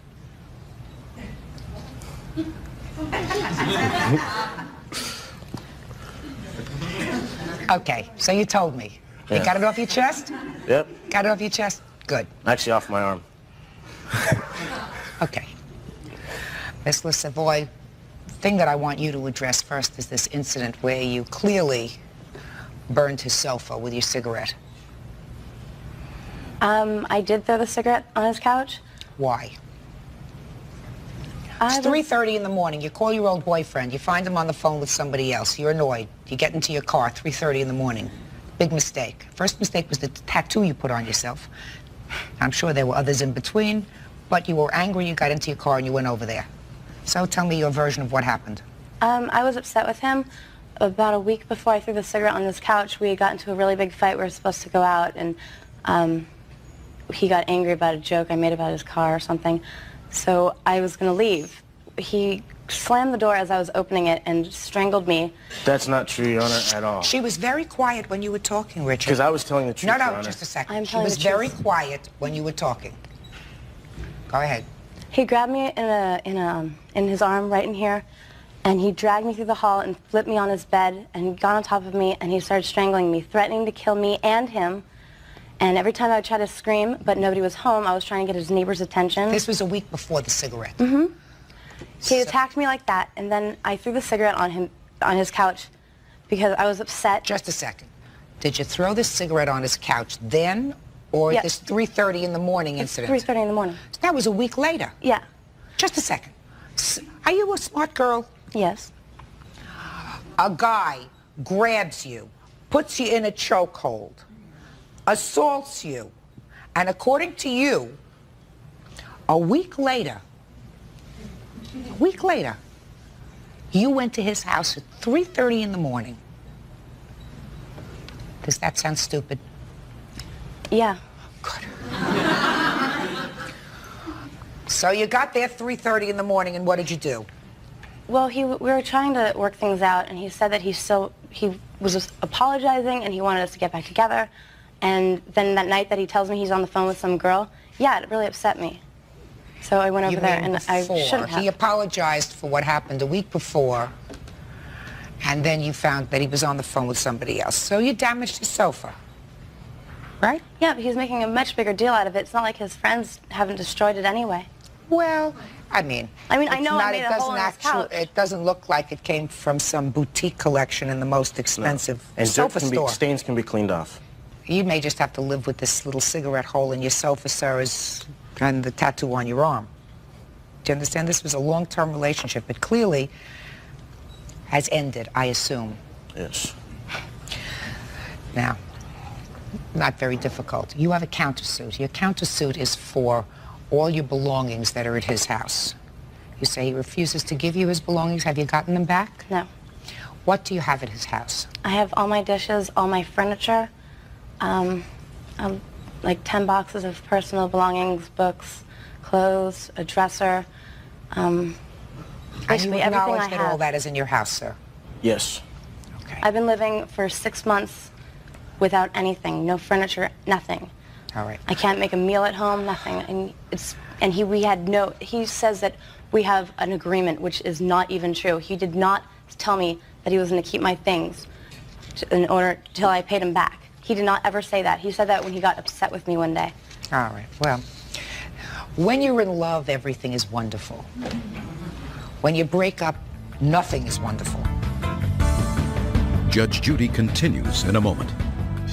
You said you were going to give me my as soon as I had a place. You are so... Not true. Oh, my God. I don't even believe I went out with you. You are such... This is Real People, Judge Judy. Scott Fitzgerald says when his girlfriend Nicole broke up with him, she left behind numerous unpaid bills. You clearly owed him $2,081.72, an amount that you acknowledge was put on his credit card, and it was a loan, right? Mm-hmm. So you have to pay him that. As far as the damage, sir, all the damage and all the things that you told me she broke, deal with it. Deal with it. The relationship is over, and the only damage that I saw, quite frankly, is a cigarette hole to a very old, battered sofa. Okay. Now, You can have it mended. You can turn over the cushion. You can do a lot of things so that you don't have to look at it. I'm certainly not giving you $500 to $1,000 for a new sofa. If you want $25 to have a weaver come in to see if they can fix up the hole, I would consider that. But as far as $500 to $1,000 for a new sofa, forget about it. And as far as having your tattoo removed, that's your stupidity. Again, you deal with it. Now, let's get to her things. One more thing on that note, Your Honor, please. The car door, have you addressed that? I have an estimate for that. Did you bang in his car door? She kicked it in. Did you kick in his car door? Yeah. Why? Because he was being a jerk like he always is. Give me the estimate.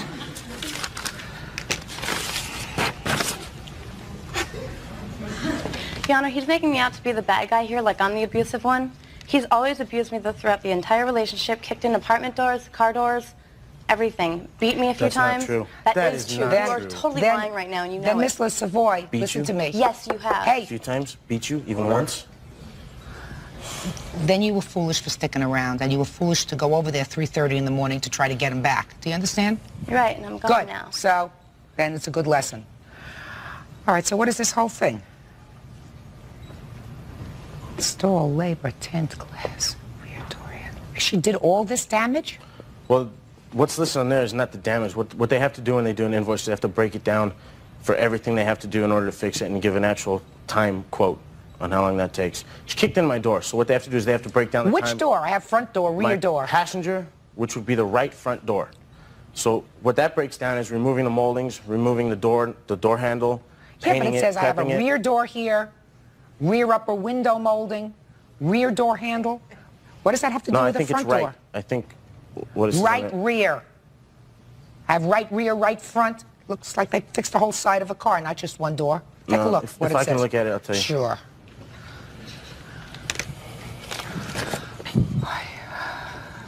What that is that says refinish and blend because there's going to be new paint on that one door. It's not an old car, Your Honor. It's a 92 Ford Explorer, and I don't plan to keep it forever. When I go to sell it, they're going to see that that door's been repainted, and I'm not going to get as much money for it. Why do I have to lose that? So what they have to do is they have to blend the paint on the back door since it's next to it, as well as the paint on the front fender. All right, let me see it. It says over here on the second column under labor type, it says refinish and blend. Okay. Temper. Okay. When could she have all of her property? As soon as I get my money. Judge Judy is ready to rule. Okay. When could she have all of her property? As soon as I get my money. Well, you're going to get your money. $2,573 is what you're going to get. And that gives you $25 to have somebody come in and weave out this cigarette hole. So you're going to get your money. You want to do this exchange within 3 days? I can't do it within 3 days. I'm working. I'd like it Why not? in 3 days. Because I'm working, Your Honor. When can you do it, sir? To be honest with you, I'm having my house is being remodeled inside right now, and everything is like torn apart. Money's so, tight. so I can get it by not this weekend coming up, but the next weekend. I'm off that Saturday and Sunday, and I can spend those whole 2 days going through my house. Everything that belongs to her. Okay. Furniture? There's very minimal furniture. There's a table and some chairs, as well as a mirror and a nightstand. And I think that's it for furniture. The rest of it's appliances.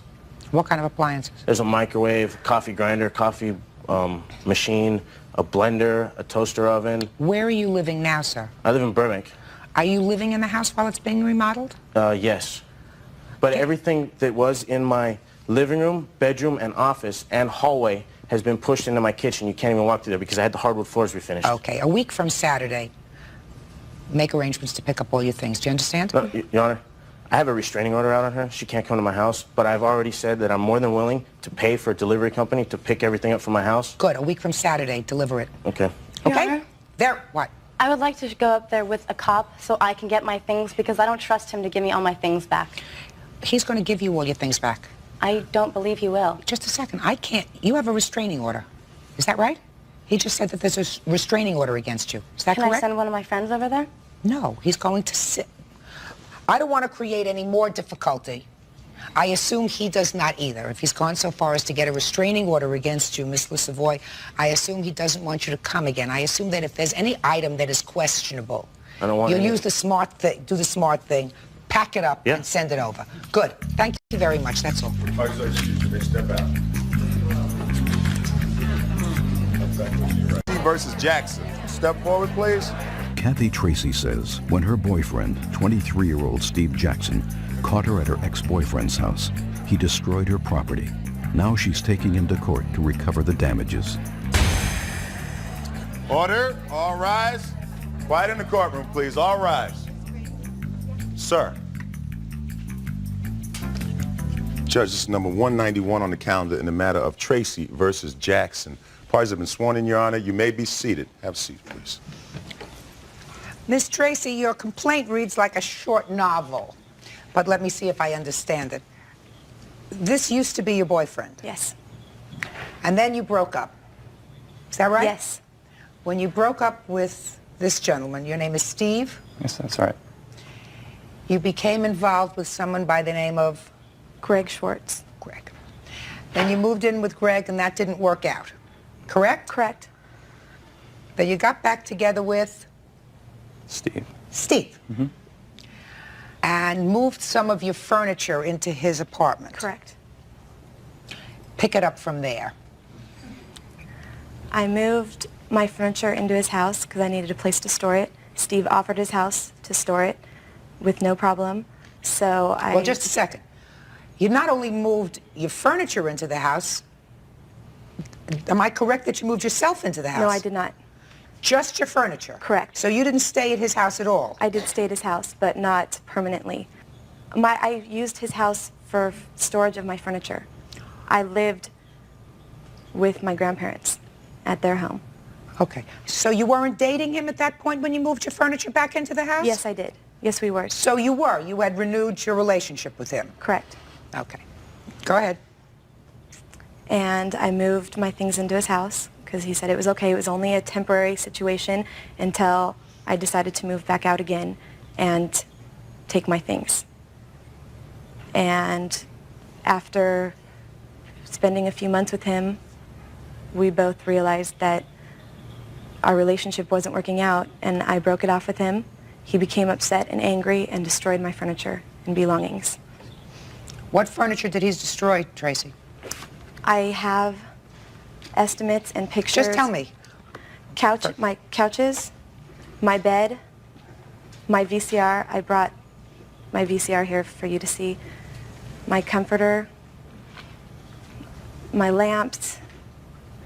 There's a garage door involved here, but that's later. My dining room table and my patio furniture. And... Okay. Did you get any of your things back? Yes, I recovered damaged property as well as what wasn't damaged. What wasn't damaged? My desk, and I would have to say that's about it. Mr. Jackson. Yes. Now, I read your answer. Mm-hmm.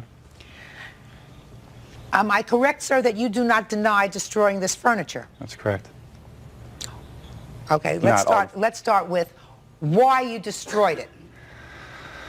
Okay, the first thing why is because she did not call it off. What actually happened was I found out that she was doing something behind my back with the same gentleman that we moved the furniture out of, his house. So you found out, according to you, that the plaintiff, Miss Tracy, was seeing Mr. Schwartz again. That's right. And that made you? Upset, angry. That happened in June of '97. It was found out on June 20th. I confronted her about it. She lied time and time again, even though I knew that I saw her car at his house. I left a note on her car. I'm sure she didn't bring that with her today. So you found her car in front of his house. What were you doing in front of his house? Driving by to work. You didn't have to go out of your way in order to do not that? At all. Excuse me, Your Honor, I have to... Just a second. I'll get back to you. So you left a note on her car? Right. Saying that caught you, something like that? Basically. All right. But that wasn't enough. Then you got very angry. No, actually after that, I confronted her about it. After a couple days of lying to me, she finally admitted it. And then we were still talking with each other about it. I can't really say if we were together or not.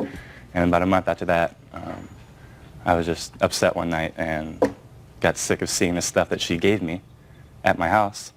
Had the dining room table in my dining area and got upset and just didn't want it anymore. And that's why I destroyed it. I did not want to see it anymore.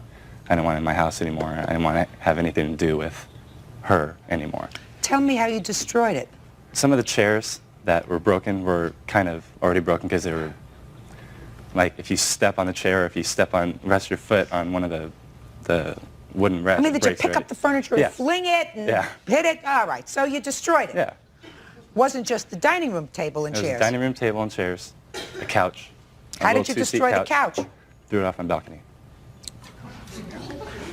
Because it was up in my bedroom, because she gave me some of the furniture. We'll get to the giving because that's your defense to this action. You say she gave you all this furniture. Right. And therefore it was yours to destroy. Tell me how she gave you the furniture, Mr. Jackson. In March, the middle of March of this year, 97, we were together. She came over to my house one day, found out that her ex-boyfriend was cheating on her. This same Mr. Schwartz. Found out he was cheating on her, got really mad, decided to go to his condo where she had her furniture, and I offered to help move the stuff out along with two of my roommates, who we all have trucks, so we decided to go over there. And one day we moved all the stuff out of the garage, out of the townhouse. And I asked her, where do you want to put this? She said, well, I don't even want this stuff. Why don't you want it? It reminds me of him. And I go, well, if you don't want it, then, you know, what are you going to do with it? She said, do you want to take it? I go, I don't want all this stuff. It had couches, a table, lamp, and some personal items, kitchenware and a mattress, Christmas ornaments. I go, I don't want all this stuff. But the stuff that I can use, fine, I'll take. Dining room table, a couple couches, a lamp, and that's it. Everything else went in my garage. What about the VCR over there that's got a big dent in it? That was not for me. I don't know how she can justify me doing that. She had the VCR. She had it in my house, but I did not touch her VCR. You mean when you were destroying all the other stuff, you didn't just happen, one of the couches or the dining room table and chairs or something didn't plop itself on that VCR? I didn't walk into the closet and look for a VCR just to destroy. She didn't have her stuff out in my house. She had I understand that. Somebody destroyed that. I don't know who. You were in a rage. Is that a fair statement, That could be a good statement, yeah. Judge Judy continues in a moment. Steve couldn't handle the fact that I didn't want to be with him anymore. He was drunk. And he was drunk. But, I mean, it's apparent that he has a drinking problem. Real cases, real people. Judge Judy. Steve Jackson admits he flew into a rage when he found out his girlfriend, Kathy Tracy, was spending time with her ex-boyfriend. But he says the property he destroyed belonged to him, and Tracy has no grounds for this lawsuit. Mr. Jackson, I find it difficult. She says that she just stored her stuff at your house while she was looking for another place. I don't think that you develop a sentimental attachment for furniture that reminds you of another boyfriend. That doesn't make sense. Common sense suggests to me that a couch is a couch, and a dining room table and chairs is a dining room table and chairs. And just because an old boyfriend ate off of it or sat on it doesn't mean that you don't want to look at it anymore, sir. Because if she was dating you again, she was still going to look at the furniture, right? If it was in your house. And she was going to be looking at the same furniture that Schwartz sat on and ate off of. So why would she say, I don't want to look at it anymore, and then put it in a place where she have to look at it every single day? She said she didn't want it anymore. You mean she didn't want to possess it anymore? I'm just telling you what she said. When we moved it into my house, she said, I do not want this stuff. Your Honor. That sounds like nonsense. Yeah. Do I have any witnesses here? Yes. There are a lot of people on either side, but important witnesses. I don't want any nonsense witnesses because it's a busy day. Can I? Yeah? Yes. Chris? Step up here. State your name. My name's Chris. Chris, you have a last name. Chris Delacroce. Okay. I helped him move out the furniture out of Schwartz's house? Yes. Okay. It was my understanding that she didn't want it because it reminded her. I don't want to know what Of your him. understanding was. Your understanding is relevant to you. It's not particularly relevant to me. I want to know what you saw and heard. I saw her furniture move into our house. And what did you hear her say, if anything? Right here. Nothing. Nothing right to me, no. Good. Did you hear her say? Did you hear her say anything to anyone else? No. Good. Sit. Do you have any other important witnesses for me to hear, Steve? No. Perfect. Do you have any witnesses you wish to me to hear? Important ones. Yes, I do. I have Steve's former roommate who lived in the house with him before my furniture was moved in there, while it was moved in there, and after it was destroyed, and I took what was remaining of it. Step up here. State your name, please. Vanessa Williams. Miss Williams, did you ever have a conversation with Mr. Jackson about the furniture? Mm-hmm. Means a yes or a no? Yes, I did. When did you have that conversation about the furniture? The night after it happened. The night after it was destroyed? Mm-hmm. And No. Was that a yes or a no? Yes. Okay. And what did he say to you? He said that he asked me that he said that he felt bad that he did this, and he asked me if he should reimburse her for this, and I told him whatever he wants to do. I didn't really want to get involved at the time. Were you his girlfriend at the time? No. You just was staying there with him? Platonic roommate. I rented a room from him. So he asked you whether he should reimburse her? Right. Mr. Jackson, a couple of other questions I have for you. Why don't you sit down, Miss Williams? Thank you. Did you have any of your own stuff in the apartment? My house? Yeah, in your house. Yes, I did. To destroy your own stuff? No. So you had selective rage. Right?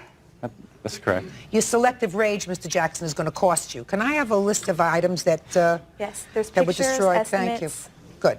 And, Your Honor, I also wanted to state when I filed this complaint, I made it for $5,000, but I didn't exactly total it up. It doesn't quite come up to $5,000, and I put the price difference that I came up with.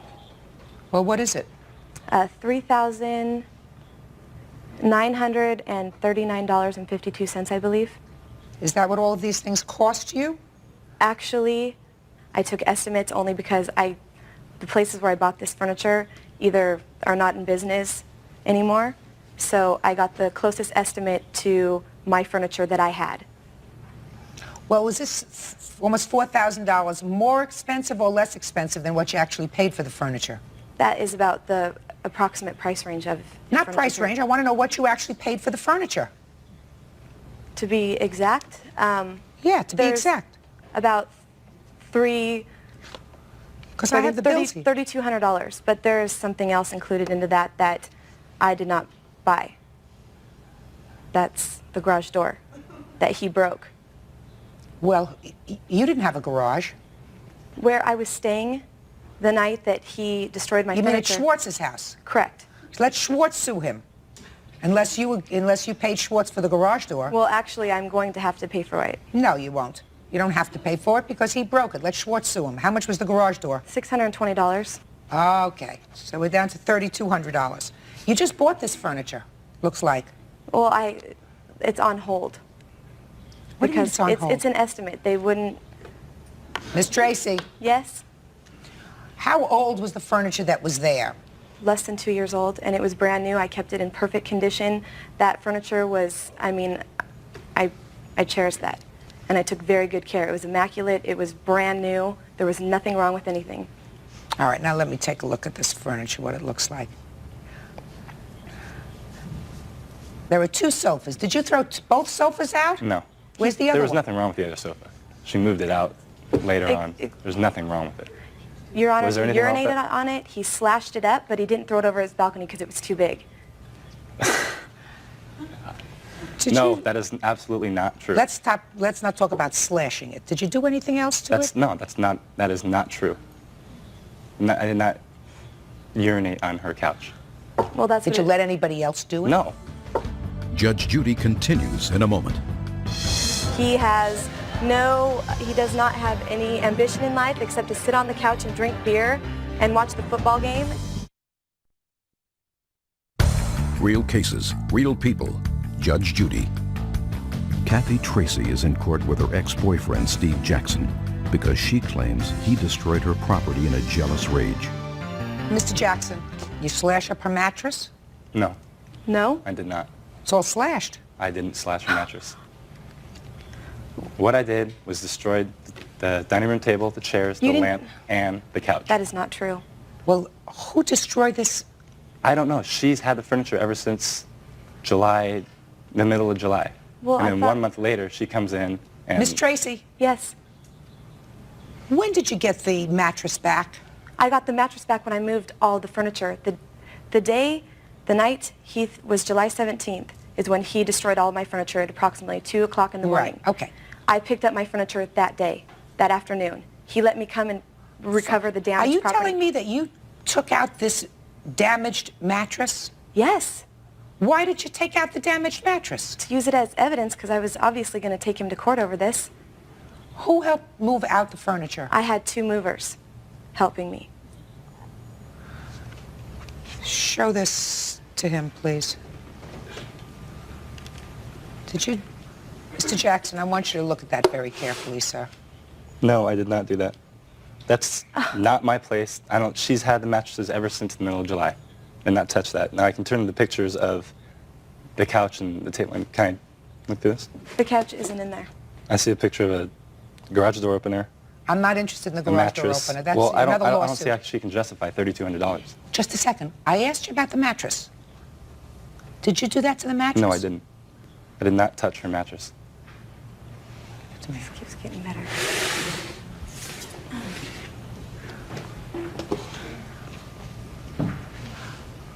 Who are you? I'm Danielle Crockett. How do you know her? I've been her best friend for about 4 years. Best friend, did you see the furniture when it came back to her house No, after she moved it out? Did you? Who are you? I'm Nicole Halterman. Not that day. Actually, I had gone to Steve's house that night because I'm friends with his roommate, Vanessa. And I saw the furniture damaged. Did you in his see the house. mattress? Not the mattress, but everything else. She'd already taken the mattress out of the house. She took the mattress and the couches, but she left the table because it was in too many pieces to take. The patio furniture was in too many pieces to take, and the lamps. I saw those in his backyard. Looked like they had been thrown over the balcony. Okay, but the mattress she had taken, she didn't Yeah, take she- any of the property that was destroyed, is that Well, right? the table was in, like, toothpicks. Just answer my question. Okay. She didn't take any of the property that was destroyed. She left all the badly damaged property there. Is that what No, you're saying to me? she took, like, the VCR and the mattresses, all the other stuff that was destroyed. Just a second. Did you see her take the mattress out? No, because I was at work when she So did you that. don't know whether the mattress was destroyed or not? Well, Steve had admitted to me that he had destroyed it. Oh, did he? Yes, he did. What did he say? That night when I was at his house, he said that he felt really bad that he did it. Did what? Destroyed the couches, the mattresses, the table. He said the mattresses? Yes. Are you sure? Yes. He mentioned the mattresses, the table, he mentioned everything. Okay. Good. Judge Judy is ready to rule. Mr. Jackson, when you have a fit of temper, you have to pay. Understand? I assume that that's the comforter. Is that Yes. what that's doing Yes. here? Would you like to see All it? right. I just assumed that that's what it Your was. Honor. Not part of the new decor in the courtroom. When you have a fit of temper, you have to pay. And your story is a lot of who shot John with regard to her giving you the furniture that she gave you because she didn't want to look at it anymore because it had an emotional attachment to Mr. Schwartz. So it's going to cost you. It's not going to cost you in this lawsuit the garage door, because I don't want to hear about that. If you damaged Mr. Schwartz's garage door, he'll take that up with you at some other time. Ms. Tracy, I am awarding you $3,000 to replace the furniture. Judgment in this case is for the plaintiff in the amount of $3,000. That's all. Thank you, Your Parties Honor. are excused. You may step out. I'll back over to you, Ray. Judge Judy continues in a moment. And on the... He's on Cooper versus Campbell. Step forward, please. Babysitter Carrie Cooper is suing Catherine Bennett Campbell for unpaid fees. But Catherine says Carrie neglected and humiliated her son by leaving him sitting in his soiled clothes for 2 hours.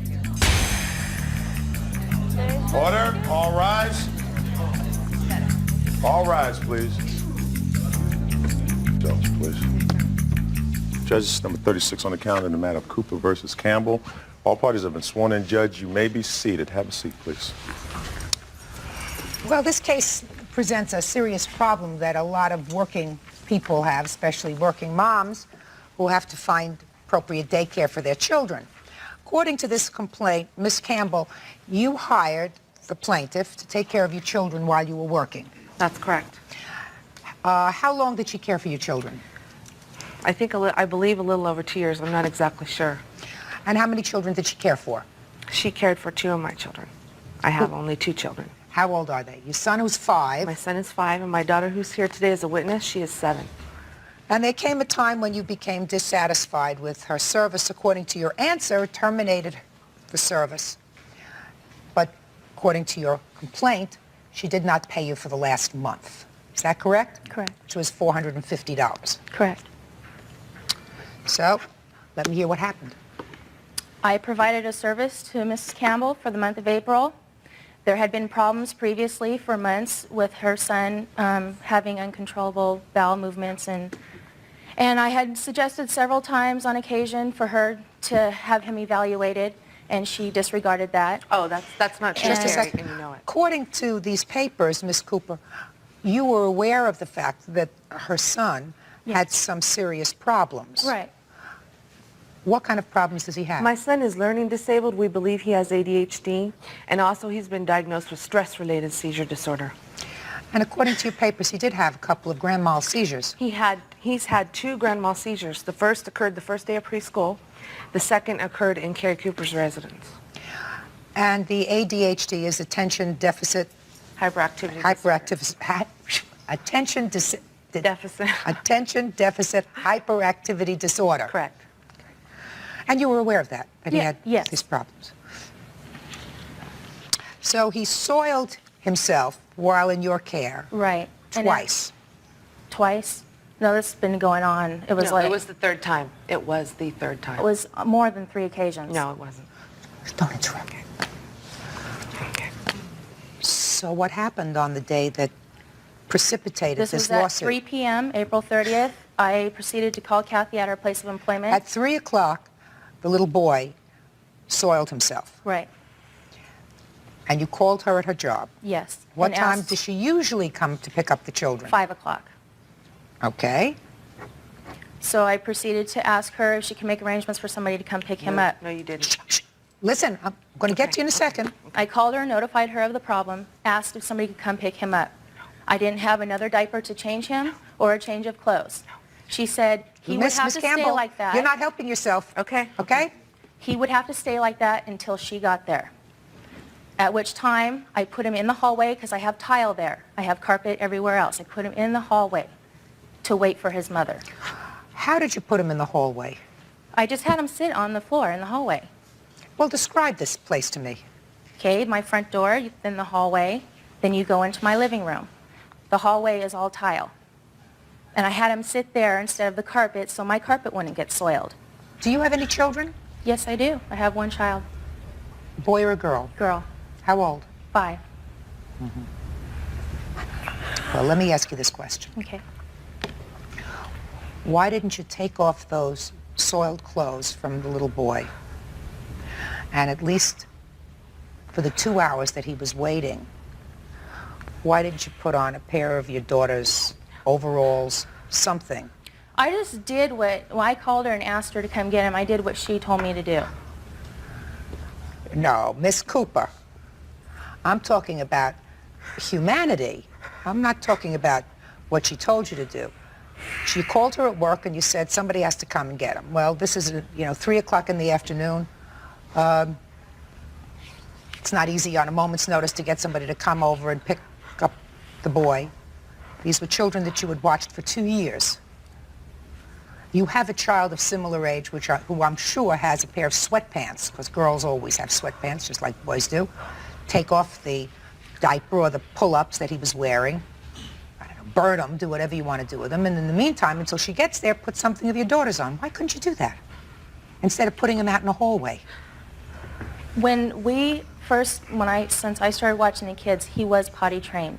I never agreed on changing diapers. She knew of the problem. She knew that I wasn't going to do that. That's why every time it happened, I called her at work, and either her husband or herself would come pick him up. What do you mean you never agreed? Children have accidents. I understand that. An And you mean if accident's a child accident. has an accident, you don't take care of that? Yes, As I a- do. Well, then so what was the problem here? If you wanted to terminate this and say, listen, after today, I'm not taking care of him anymore, I could understand that. My problem, Ms. Cooper, is it's very traumatic for a child. I know I've had children, and it's very traumatic for a child to be left that way, humiliated in a hallway alone. A 5-year-old understands, has the cognitive ability to understand what you're doing. It seems to me there's a certain lack of humanity in not taking care of the problem and then saying, at the end of the day, Miss Campbell, I can't, I won't, I don't want to take care of your children anymore because this is a problem that I don't want to have to deal with. I had told her that 2 weeks prior to Yeah, that. but still, you continue to take care of the children, right? Right. But you can say, I'm not going to do it anymore without taking it out on the child. The child is the one who's traumatized. She may feel very badly about her son, but it's the child himself who's left with that feeling, that terrible moment of being in a hallway because he soiled himself, especially when he has the kinds of problems that this little boy has. Who's wrong? All right, Miss Campbell, I see you're real upset. I want to tell you, first of all, she handed me his clothes in a clean bag. The difference between the other two incidents and this, he was wearing a pull-up. All she had to do was take off the pull-up and clean him up, put his clean clothes back on him. She's lying. Those clothes were in a bag. My daughter's here. She knows the story. When I walked up, he was standing by the front door. The neighborhood children had gathered, and they were laughing at my son. I will never in my life forget the look on his face. Judge Judy continues in a moment. My son is going into therapy June 19th for what she did to him, okay? It wasn't a safe environment at all. And later today, You owe me my money. Or, you gotta pay me. Well, I'm not going to pay you because you still owe me. real cases, real people. Judge Judy. Catherine Bennett Campbell says her babysitter, Carrie Cooper, neglected her 5-year-old son, and so she refuses to pay the fee. He was standing in the hallway like she said, but you could see him. I could see him in the corner with his head down. When he came out to me, his pull-up had been on him for 2 hours. It was sagging. He had only a t-shirt on. She had just bagged up his clean clothes because she simply did not want to deal with the situation. Those weren't clean clothes. They were clean clothes. Sir. I'm sorry, Your Honor. I had to say something. Well, then you step up here. You want to come up here and say something? I'll hear you. They were not. They were soiled clothes from days before. Miss Campbell, Miss Campbell, why don't you say anything? She doesn't bring diapers.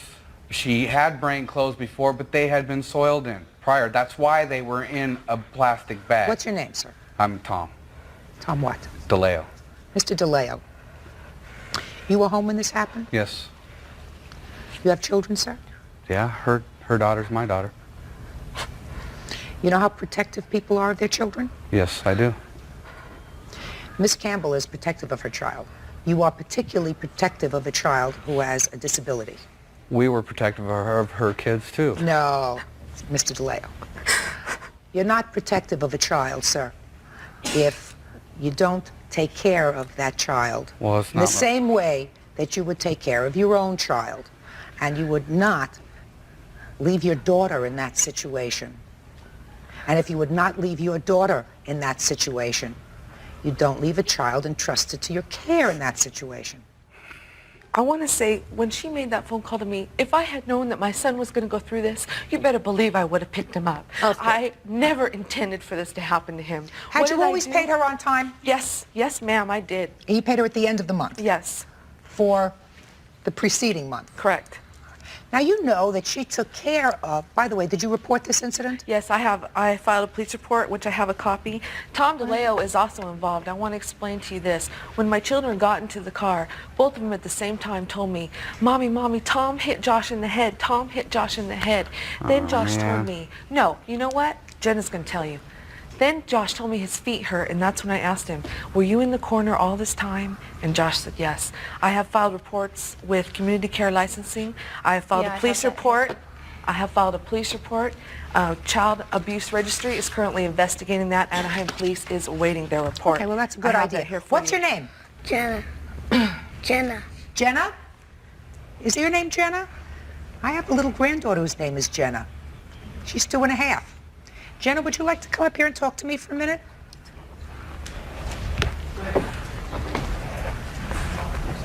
Watch your step. See you, Jenna. Hi. Hi. Jenna, do you remember that day when your brother had a problem? Yes? Well, would you tell me what happened? You look at me and tell me. Well, I came to my babysitter's house. She picked me up from the bus stop, and then we had to do my homework, me and my friend, and then we ate our snack, and then we played the monkey game, and then it was time for Joshua to get up, and then He had been sleeping? Yeah, and he did an accident. And, While in his pants while he was sleeping? Okay, so what happened then? And then Carrie put him in the corner for 2 hours, and then he told me that... Who's Carrie? She. She. That's Carrie? She put him in the corner? And then he told me that Tom hit him in the head because he hit Ashley on accident. Oh, so that Tom hitting him on the head had to do with an argument that their little girl was having with your brother. So he said he hit him on the head because he hit Ashley. Joshua hit Ashley. I see. It didn't have anything to do with him soiling his pants. That he got hit in the head, right? Is that right? Good. Anything else you want to tell me? Has it always been okay at this babysitter's for you? Up until this happened? She's a pretty nice babysitter? Yeah. She takes care of you okay? Yeah. Mm-hmm. You never had any complaints before, did you? No? You have a new babysitter now? You like the new babysitter? Want to go back to your seat? Okay. Okay, so at least we found out about this hitting on the head. It didn't really have anything to do No, with but how this appropriate is it to hit a child with stress-related Kathy, seizure I disorder never in the hit head? Josh in the Okay, head. listen. No way. Listen. That's what my children told me. Judge Judy continues in a moment. I have night.